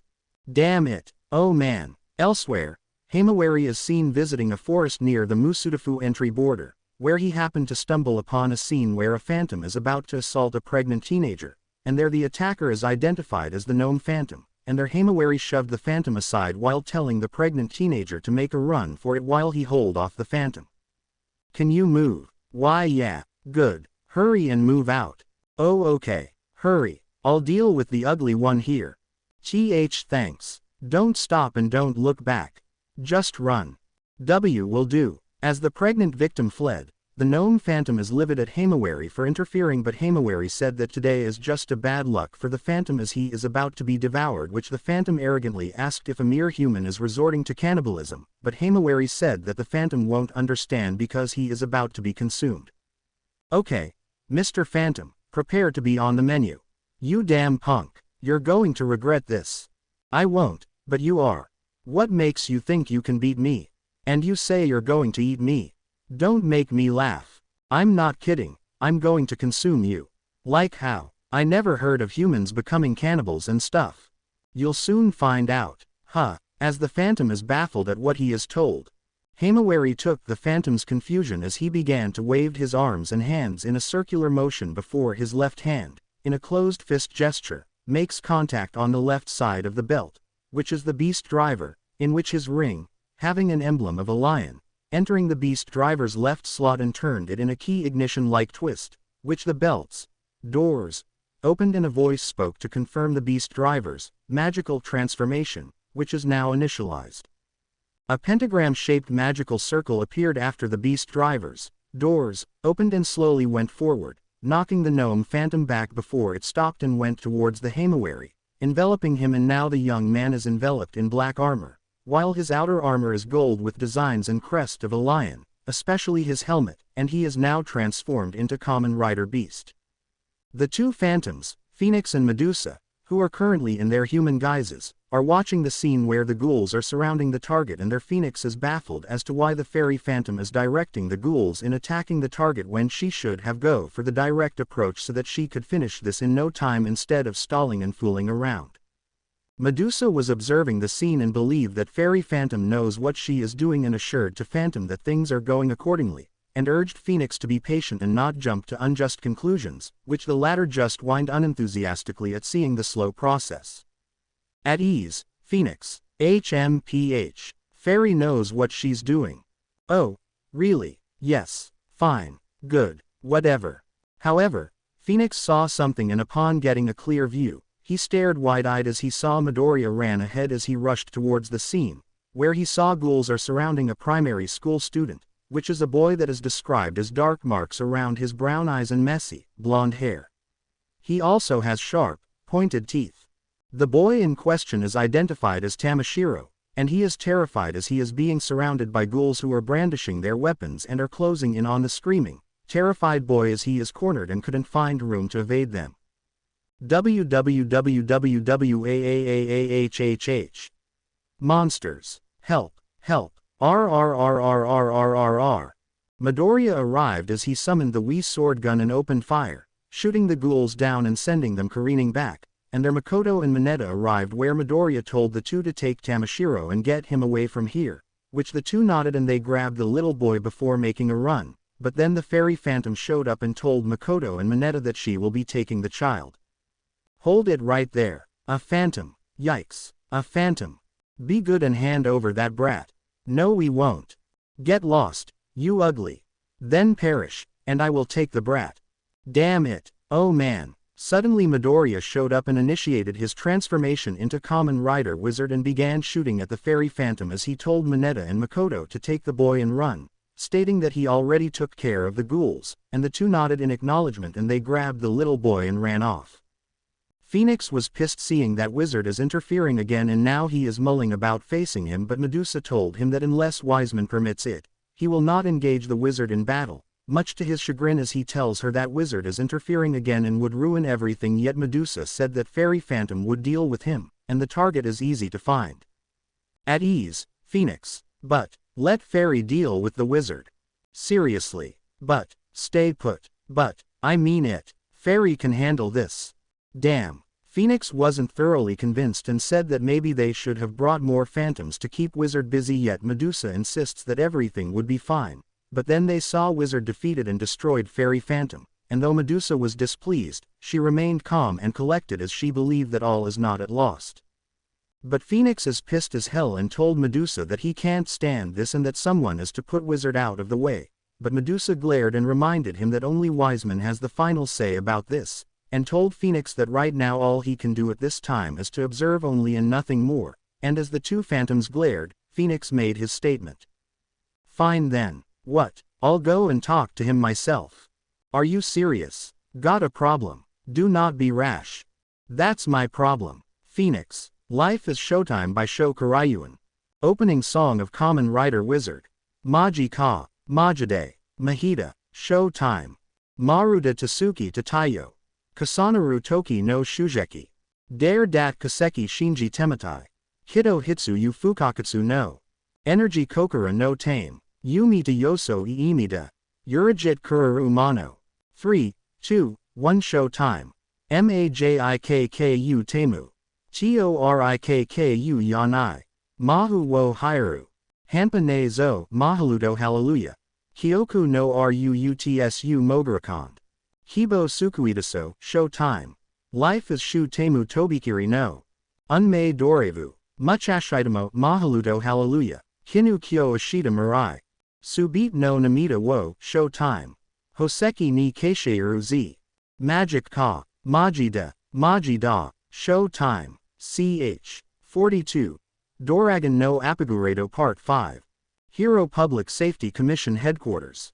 The scene shows that Madam Chairman is discussing something with the Executive Committee members while the head of the National Security Bureau Section 0 branch of the Musudafu Metropolitan Police Department, who was invited, listens on as Madam Chairman explained that Midoriya is not a threat and he is a valuable ally in dealing with the phantom threats, and while some of the executive members seem to agree with Madam Chairman, others remained skeptical and asked what if Midoriya is just pretending to be an ally and is actually in league with the phantoms, which triggered an argument between the executive members.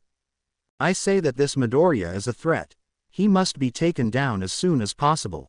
Yeah, that's right. I agree. You idiots. That boy saved our city. He even saved people and put his life on the line. And now you're saying that he is a menace. You lot are stupid.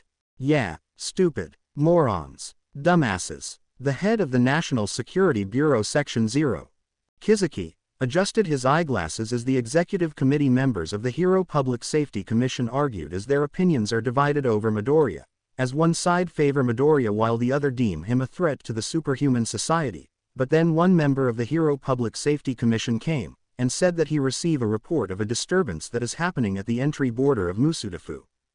He then turned on the monitor and adjusted the frequency where the live feed connected, and there the live footage of the incident is shown. Where Himawari is confronting the gnome phantom, and there everyone was staring at the monitor where the battle is about to unfold, which Kizuki watches on as he has a feeling that something alarming is about to take place, and there Kizuki's assistant whispered and asked if Kizuki suspect that Himawari is a wizard, which the latter adjusted his eyeglasses and said it would depend on what would happen next. Let's wait and see. The next chain of events will determine that. Okay. In the event that this other person turns out to be a wizard, we'll determine what steps we should take. Okay. Just be ready for anything. Okay. Then we should observe first before anything else. Okay. At the entry border of Musudafu, Himawari stalled the gnome phantom, which allowed the would-be victim to escape safely, and the phantom is not pleased and berated Himawari for interfering. But Himawari told the phantom that he is about to become his next main dish and that he is about to be consumed, much to the phantom's confusion. Okay. Mr. Phantom, prepare to be on the menu. You damn punk. You're going to regret this. I won't, but you are. What makes you think you can beat me? And you say you're going to eat me? Don't make me laugh. I'm not kidding. I'm going to consume you. Like how? I never heard of humans becoming cannibals and stuff. You'll soon find out. Huh. As the phantom is baffled at what he is told, Himawari took advantage of the phantom's confusion as he began to wave his arms and hands in a circular motion before his left hand, in a closed fist gesture, makes contact on the left side of the belt, which is the beast driver, in which his ring, having an emblem of a lion, entering the beast driver's left slot and turned it in a key ignition-like twist, which the belt's doors opened and a voice spoke to confirm the beast driver's magical transformation, which is now initialized. A pentagram-shaped magical circle appeared after the beast driver's doors opened and slowly went forward, knocking the gnome phantom back before it stopped and went towards the Himawari, enveloping him, and now the young man is enveloped in black armor, while his outer armor is gold with designs and crest of a lion, especially his helmet, and he is now transformed into Kamen Rider Beast. The gnome phantom was taken by surprise as he did not expect that there is another wizard, and there he decided to face his opponent so that there won't be someone else to interfere, and began to charge towards Beast and engaged in a fistfight, and their both combatants appeared to be evenly matched until the phantom began to get the upper hand and started to overpower Beast. Ha! Take this! Oof! And that! Oof! Not so tough now, aren't you? Oof! Now you're going to pay for ruining my work. Oof! Seeing that he is in a slight disadvantage, Beast was forced to back away to get some space and brought out the buffer ring and puts it on his right middle finger before pushing his right fist onto the right side of the Beast driver where the next magical activation is confirmed. Beast driver. Buffa, go. Bu buffa. A magical pentagram appeared and enveloped Beast where he sports a metallic right shoulder pad which has the motif of a buffalo's head along with a right-armed mantle. And there he began to charge towards the gnome phantom and began punching him away and started to regain the upper hand, sending the phantom careening backwards after receiving several blows. Oof, so who's the tough guy now? What the? My turn, take this. UNF. This can't be.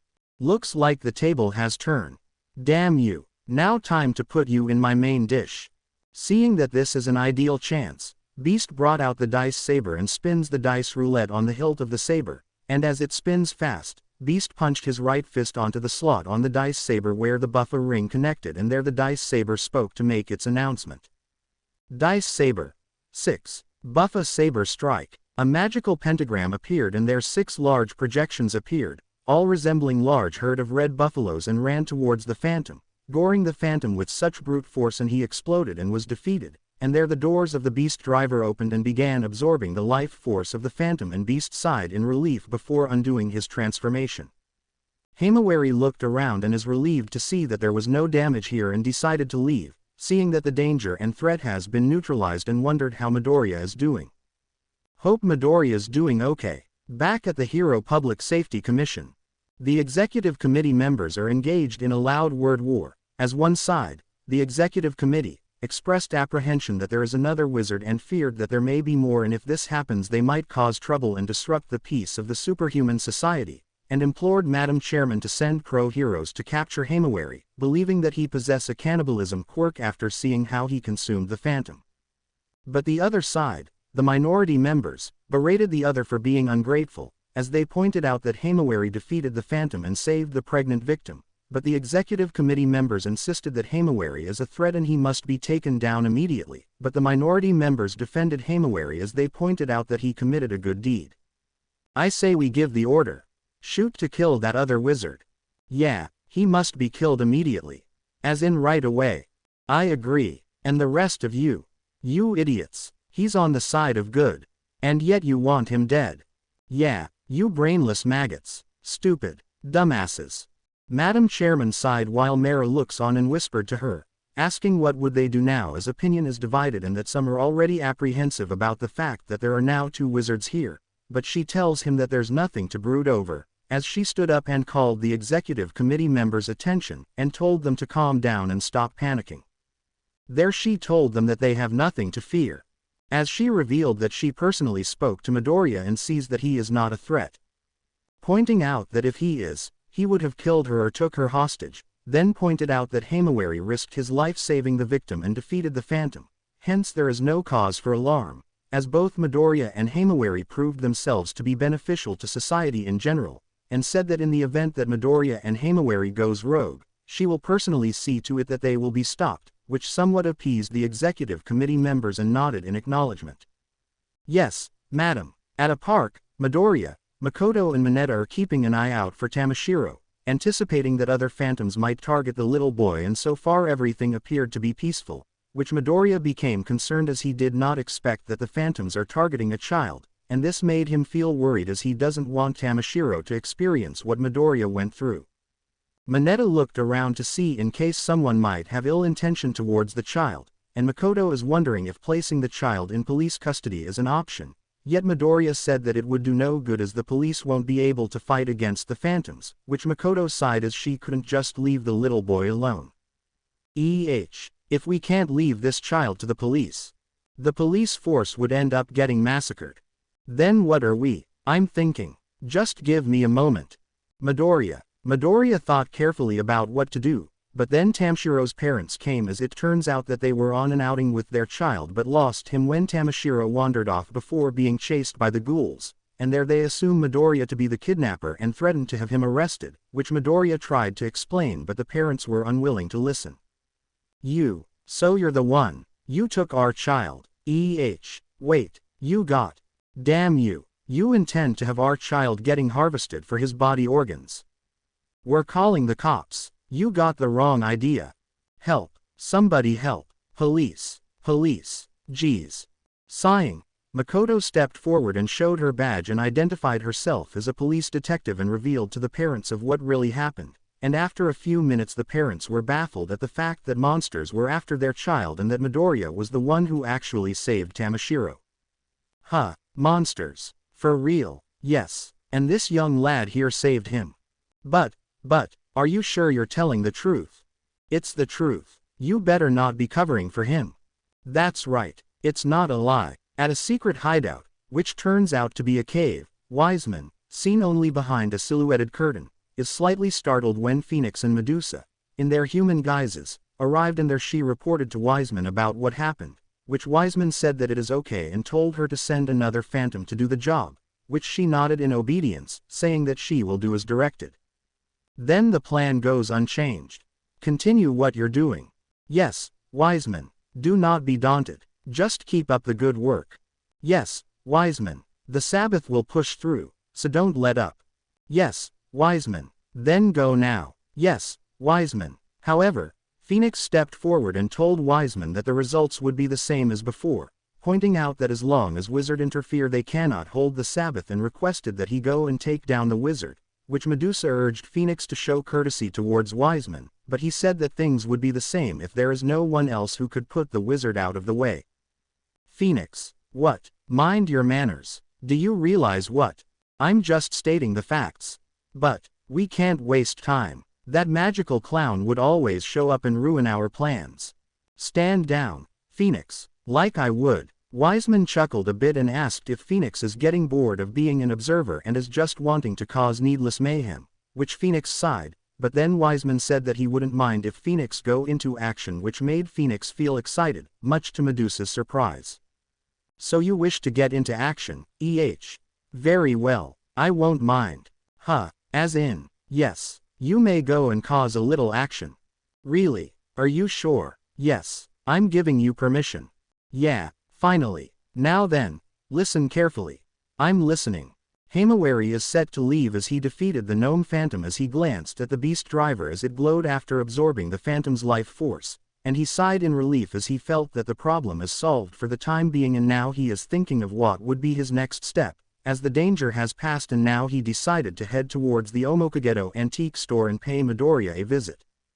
However, 3 police vans arrived and out came 36 SWAT members and brought out their weapons and aimed it towards Himawari, causing him to stare wide-eyed and ask what is the meaning of this, as he knows that he didn't committed any crimes, but the SWAT members aimed their weapons and ordered Himawari to surrender unconditionally and immediately. Do not resist. Surrender immediately. Surrender now. As Himawari demanded to know what is the meaning of this. The SWAT members opened fire and hit the ground that is near Himawari's feet as it was a warning shot, and there the SWAT members demanded that Himawari surrender immediately or else he would be shot on sight, and Himawari said he refuses and demanded to know what this is about, yet the SWAT members reiterated that Himawari surrender immediately or the next action would be on the part of the SWAT members, as they told him that he is deemed a threat to public safety. You are deemed a threat to public safety and therefore we cannot let you roam free. You must surrender now or suffer the consequences. Surrender now. Himawari stared wide-eyed in disbelief as he couldn't believe what he just heard and asked what made them think he is a threat. And he began to wonder if the SWAT members are aware that he is a wizard, and if that's the case, who gave the order to shoot him down, and as he ponders on what to do, one of the SWAT members opened fire and nearly hit his leg, and their Himawari shouted and berated the SWAT members for shooting an unarmed person. But the SWAT squad leader demanded that Himawari surrender immediately or face the consequences, which Himawari rebuked the threat. No way, I didn't commit a crime. Surrender now or we'll be forced to take action. Himawari gritted his teeth as he couldn't believe how stupid the SWAT members are, and though he was able to absorb the phantom's life force, he felt that he shouldn't waste it as he tries to think of a way to settle this situation without resorting to violence, but the SWAT leader shoots again and the bullet nearly struck his cheek. And there he gives Himawari one last warning. Either he surrender or else be shot on sight. Last warning. Surrender immediately. Refusal to do so and will he forced to take you down. Surrender now. Life is Showtime by Sho Karaiyuan. Opening song of Kamen Rider Wizard.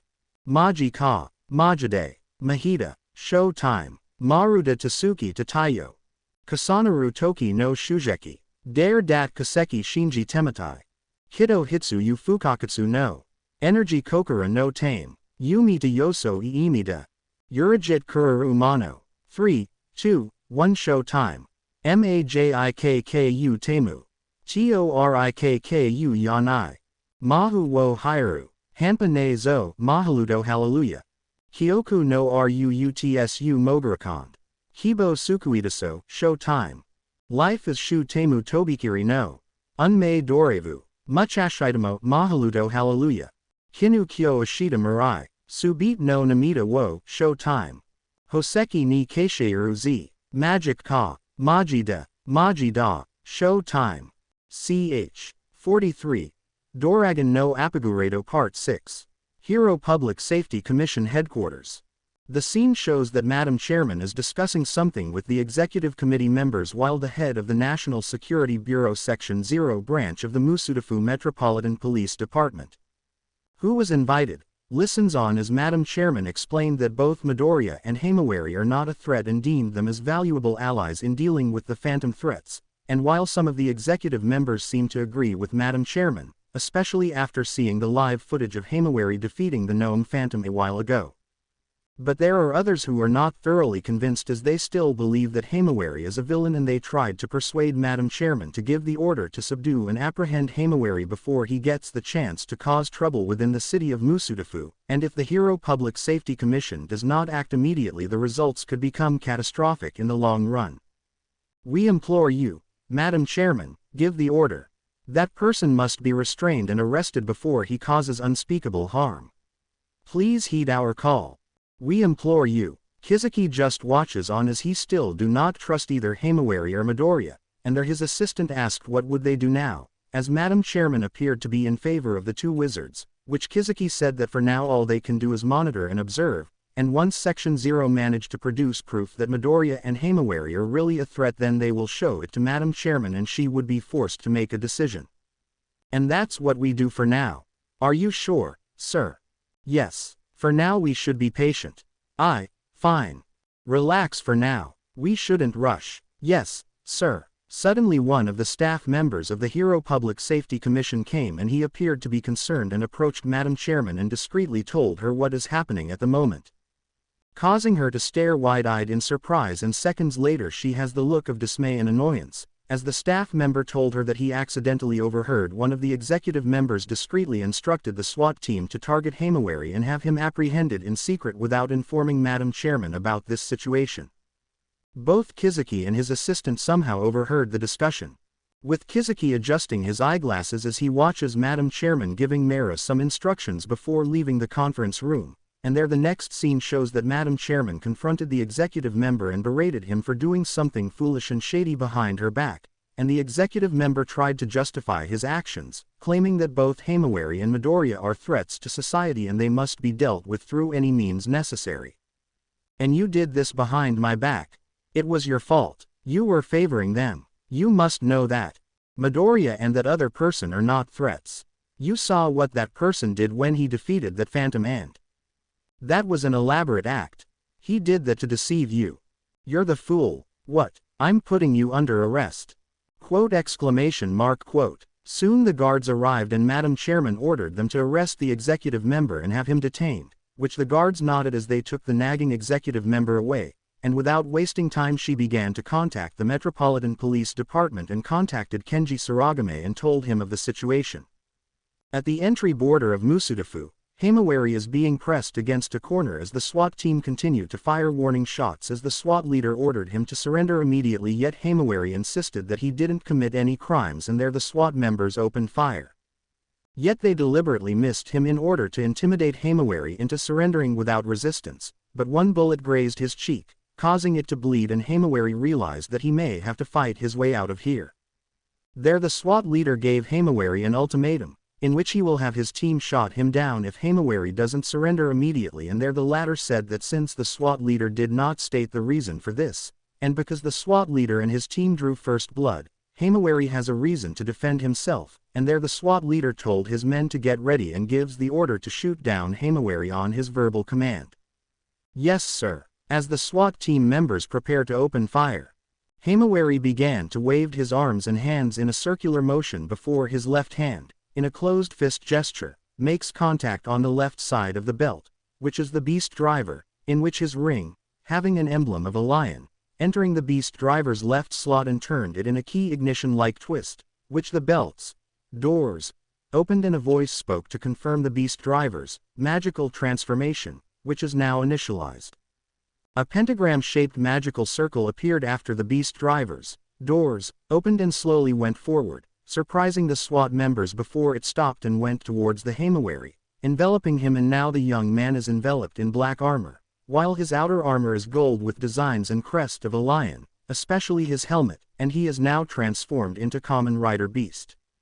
The SWAT members were taken by surprise as this was the first time seeing another armored wizard, and there the SWAT leader decided to take the initiative and ordered his men to open fire and take down Kamen Rider Beast through hook or crook as they had their orders, and he gave the order to shoot down Beast immediately.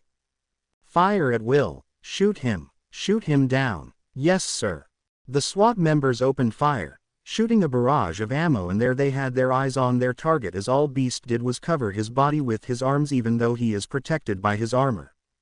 And to show the SWAT members that he is not a threat by staying put, and though the SWAT members clearly saw that their bullets are having no effect, the SWAT leader was not swayed nor discouraged, and ordered his men to keep shooting until Beast is driven down to his knees, which the SWAT members nodded in acknowledgement. Don't stop. Keep shooting. Yes, sir. Suddenly, Kenji Saragame arrived and shouted at the SWAT members to stand down. And the SWAT members were taken by surprise at seeing Saragame.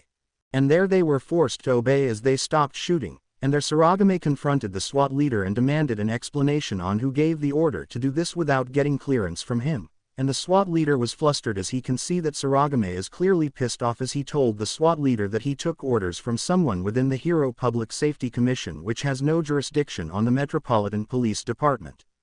Moreover, Saragame expressed anger and irritation that someone from the Hero Public Safety Commission had the gall to order the police around without even consulting the chief of police, and there he told the SWAT leader and his team that they are going to receive harsh disciplinary actions, which the SWAT members begged for mercy and began to pin the blame on the SWAT leader. "We're sorry. We were just following orders. It was his idea." Yeah. Frustrated, Saragame ordered his men to have the SWAT leader and his team members disarmed and be taken into custody, which the policemen nodded as they restrained the SWAT leader and the members before being loaded inside the police vans, and there Saragame approached Beast and apologized for what just happened, and there he explained to Beast what really happened, which Beast was dismayed at hearing this, as he reverted back to normal. Saragame then offered to have Himawari be escorted to the hospital after seeing the young man's bleeding cheek, but the latter politely declined, saying that it'll heal soon, and said that he'll watch his back, as he made it clear that the Hero Public Safety Commission is an organization that he wouldn't trust after what happened a while ago, and told Saragame to tell the one in charge of the Hero Public Safety Commission to watch over the commission as there are idiots running around the place. Much to Saragame's surprise, "Please tell the lady in charge to keep an eye on that organization she's overseeing. She may be in charge, but it doesn't mean she could control it. Same goes for you as well." "What? Just now you said some idiot from the executive committee just ordered the SWAT team to murder me, and the SWAT did that behind your back. It's like they're taking orders from someone outside the police department. Surely you'd feel insulted that someone showed you blatant disregard by not recognizing your authority given your position. That's why you need to keep a keen eye on your department and at the Hero Public Safety Commission." Back at the Hero Public Safety Commission, the executive committee members were taken by surprise as word spread that the executive member who ordered the SWAT team to go after Himawari has been exposed and detained. And there the executive committee members are apprehensive as they feel that Madam Chairman is becoming too lax and lenient, seemingly unwilling to recognize the fact that Midoriya and Himawari are possible threats and that their supposed actions against the Phantoms are just for show. Moreover, the executive committee members believe that Madam Chairman has been deceived after saying that she had a personal talk with Midoriya, and the executive committee members are sure that Midoriya is taking advantage, and thus they need to do something to protect society in the event that Midoriya and Himawari show their true colors. "We need to make a move. We can't rely on Madam Chairman after she said that she spoke to that boy, and he may have brainwashed her. We should plan things out by ourselves and not let anyone else find out."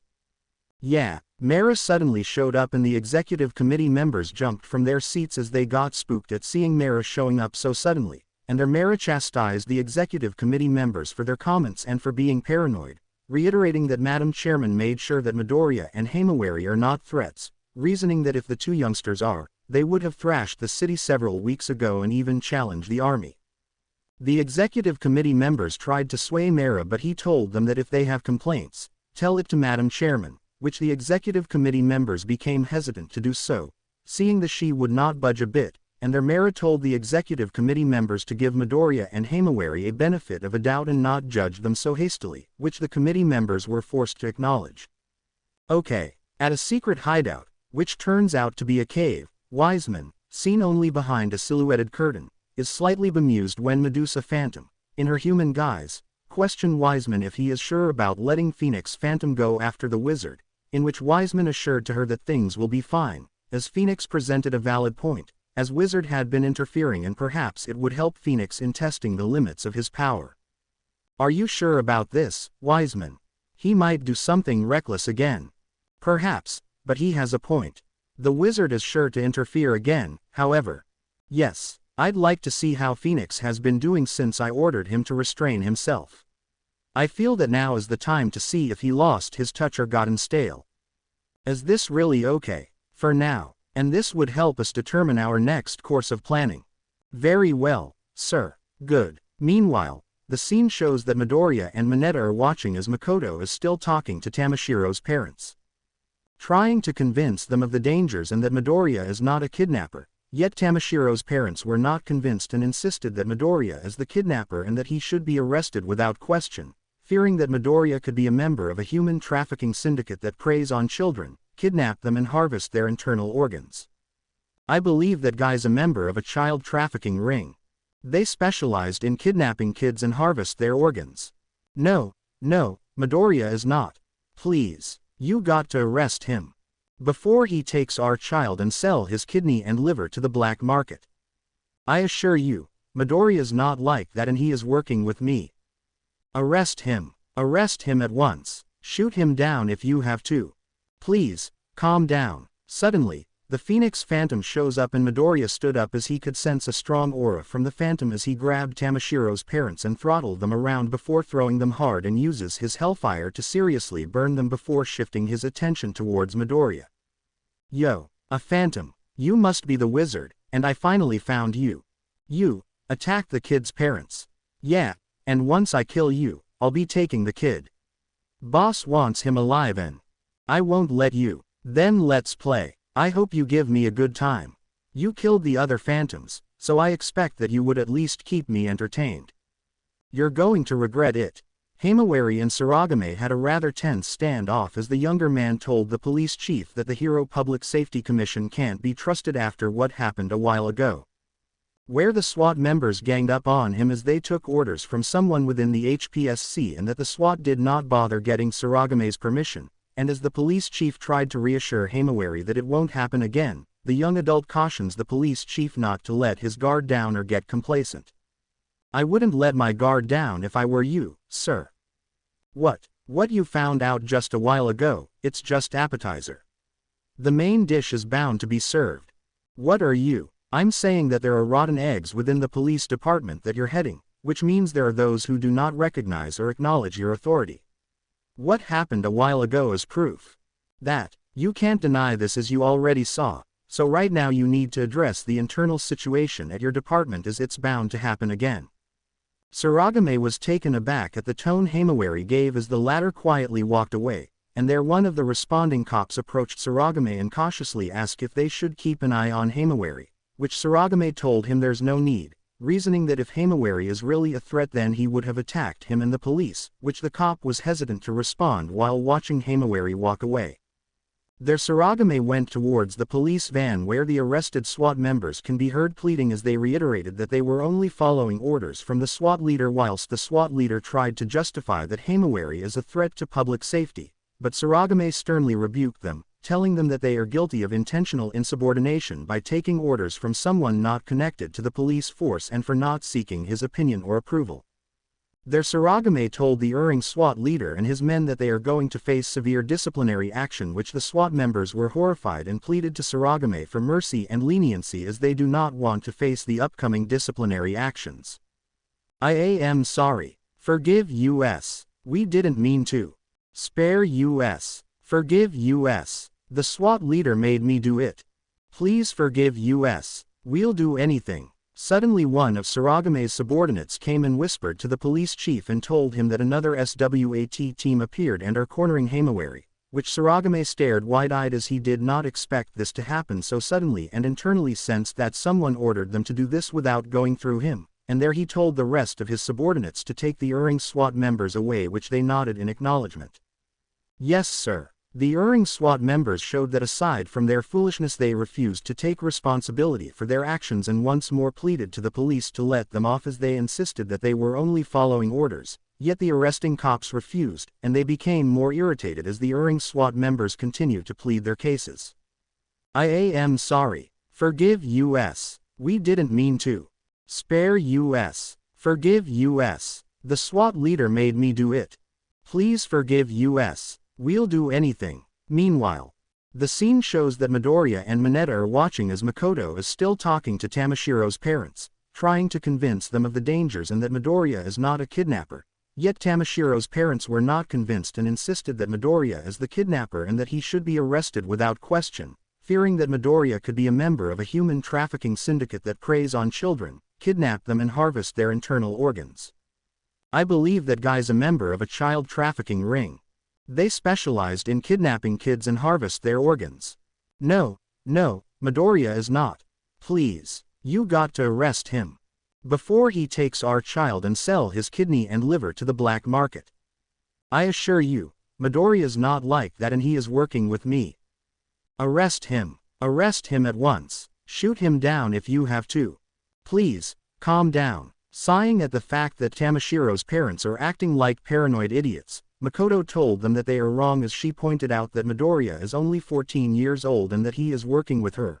Hence they have no reason to believe that Midoriya is a kidnapper like what Tamashiro's parents suspect, yet the parents remained skeptical and asked for assurance that Midoriya is not a kidnapper. So he's a minor. And a kid. Yes, so there's no need for you to. We're not yet convinced. What if he's actually an adult disguised as a kid? You know, plastic surgery and stuff. I already told you, he's actually 14 and he didn't have plastic surgery. He's really a minor and works with me, so. But birth certificates can be forged, so there's a possibility that he faked his age. And maybe he's wearing a mask. And then took height-stunting drugs to make himself stay shorter. Oh goodness, you two still don't get it. Mineta sighed as he wondered what would it take for Makoto to convince the paranoid parents that Midoriya is not a kidnapper. Saying that they have reason to believe so, yet Midoriya took a deep breath and tells Mineta to let Makoto handle this since she is the police detective and that she has the authority to take charge of the current situation, though Mineta said that it would be a miracle that Makoto would be able to convince them to stop their paranoid delusions about Midoriya being a member of a child smuggling ring. Suddenly, the Phoenix Phantom shows up and Midoriya stood up as he could sense a strong aura from the Phantom as he grabbed Tamashiro's parents and throttled them around before throwing them hard and uses his Hellfire to seriously burn them before shifting his attention towards Midoriya. Yo, a Phantom, you must be the wizard, and I finally found you. You attacked the kid's parents. Yeah, and once I kill you, I'll be taking the kid. Boss wants him alive and I won't let you. Then let's play. I hope you give me a good time. You killed the other phantoms, so I expect that you would at least keep me entertained. You're going to regret it. Midoriya initiates his transformation into Kamen Rider Wizard and began to engage Phoenix Phantom in battle as Makoto and Mineta drags the seriously injured parents away, and their Makoto uses her smartphone to call for an ambulance whilst Mineta had to restrain a panicking Tamashiro who saw his parents' injured states. Don't, Tamashiro. Mama, Papa, if you go there you'll get hurt as well. Mama, Papa, Midoriya will deal with that monster, so come on. Mama, Papa, please stop being stubborn. Mama, Papa. However, both Mineta and Tamashiro were taken by surprise as Phoenix showed up and is threatening to harm the younger boy whilst Mineta screams in panic, but Wizard managed to push the Phantom away and their Mineta carries the panicking Tamashiro away whilst Wizard had to shove the Phantom back and goaded him to go after him as he leads Phoenix somewhere far from Tamashiro's reach. Come on, let's settle this. Ooh, so you're getting serious now, good. I'm going to make you pay. Really, and you're not bluffing. And I'm going to make you regret what you just did. Hey, looks like I'm going to enjoy this. I'm taking you out. Ha ha. Then make me. Life is Showtime by Sho Karaiyuan opening song of Kamen Rider Wizard.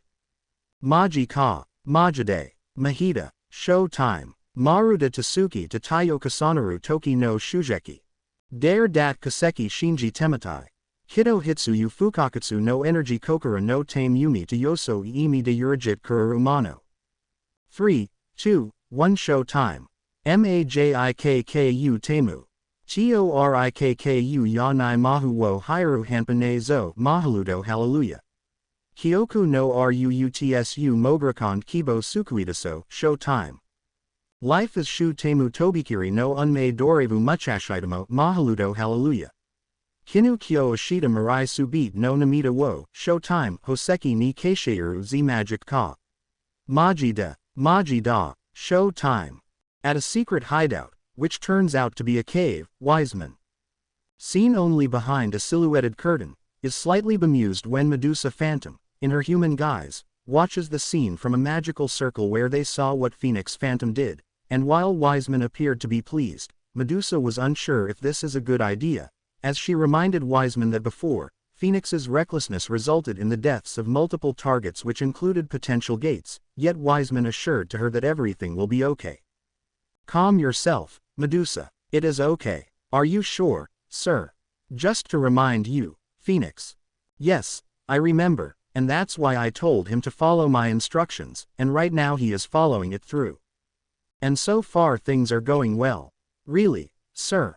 Yes. She glanced back at the magic circle where she saw Phoenix getting the upper hand against Wizard. And this made her feel conflicted and questions Wiseman if he is sure about letting Phoenix Phantom go after the Wizard, in which Wiseman assured to her that things will be fine, as Phoenix presented a valid point, as Wizard had been interfering in their operations before, and perhaps letting Phoenix deal with the Wizard would prove beneficial as it would show what Phoenix can do in testing the limits of his power. Are you sure about this, Wiseman? He might do something reckless again, and if he makes another mistake, like what happened before, he might accidentally kill the Gaiden. Perhaps, yet I'm willing to take a risk, but in light of recent events, Phoenix has a point. The Wizard is sure to interfere again if we send more ghouls right now, however. Yes, I'd like to see how Phoenix has been doing since I ordered him to restrain himself. I feel that now is the time to see if he has gotten stronger, or if he lost his touch and gotten stale, but as you can see, he has the Wizard on the defensive whilst Phoenix is unharmed. So let him have his way for now. Is this really okay? Should we let him deal with the Wizard? For the time being, look closely. From what we are seeing, it appears that I made the right choice, and if Phoenix do defeat the Wizard, then Nu won't be having problems.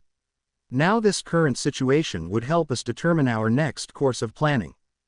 Very well, sir. Good. Meanwhile, the scene shows that Himawari is surrounded by another SWAT members as they immediately fired warning shots which nearly hit the youngster as they ordered his immediate surrender, and when Himawari demanded an explanation on why they are targeting him, the SWAT leader raised a hand and the SWAT members fired another round of warning shots which nearly hit the young man. There the SWAT leader demanded that Himawari surrender immediately as he is deemed a threat to public safety and threatened to have his men shoot him down if he refuses to comply, which Himawari rebuked the SWAT leader for threatening him without probable cause, and there the SWAT leader raised a hand and the SWAT members fired another round of warning shots. There the SWAT leader told his men to get ready, saying that if Himawari doesn't surrender they will open fire and strike him down, assuring to them that the Hero Public Safety Commission would vouch for them as they are doing this for the sake of maintaining public safety, which the SWAT members nodded in acknowledgement. Yes, sir. Himawari gritted his teeth upon hearing this and realized that someone from the Hero Public Safety Commission has ordered the SWAT members to target him. And he internally realized that Saragame is going to be pissed off once he finds out about this, and there one of the SWAT members fired his gun at Himawari, which the young man narrowly evaded the strike but it grazed his left cheek and started to bleed, and there Himawari demanded why they tried to shoot him but the SWAT members opened fire again, almost hitting him. There the SWAT leader gives Himawari one last warning and said that if Himawari doesn't surrender the SWAT members would be forced to shoot him down, and this pissed Himawari off as he threatened to tell the police chief about what the SWAT members are doing and for violating human rights. The SWAT leader ignored it and told the SWAT members to get ready to open fire on his command, which the SWAT members roared in acknowledgement while getting ready to open fire.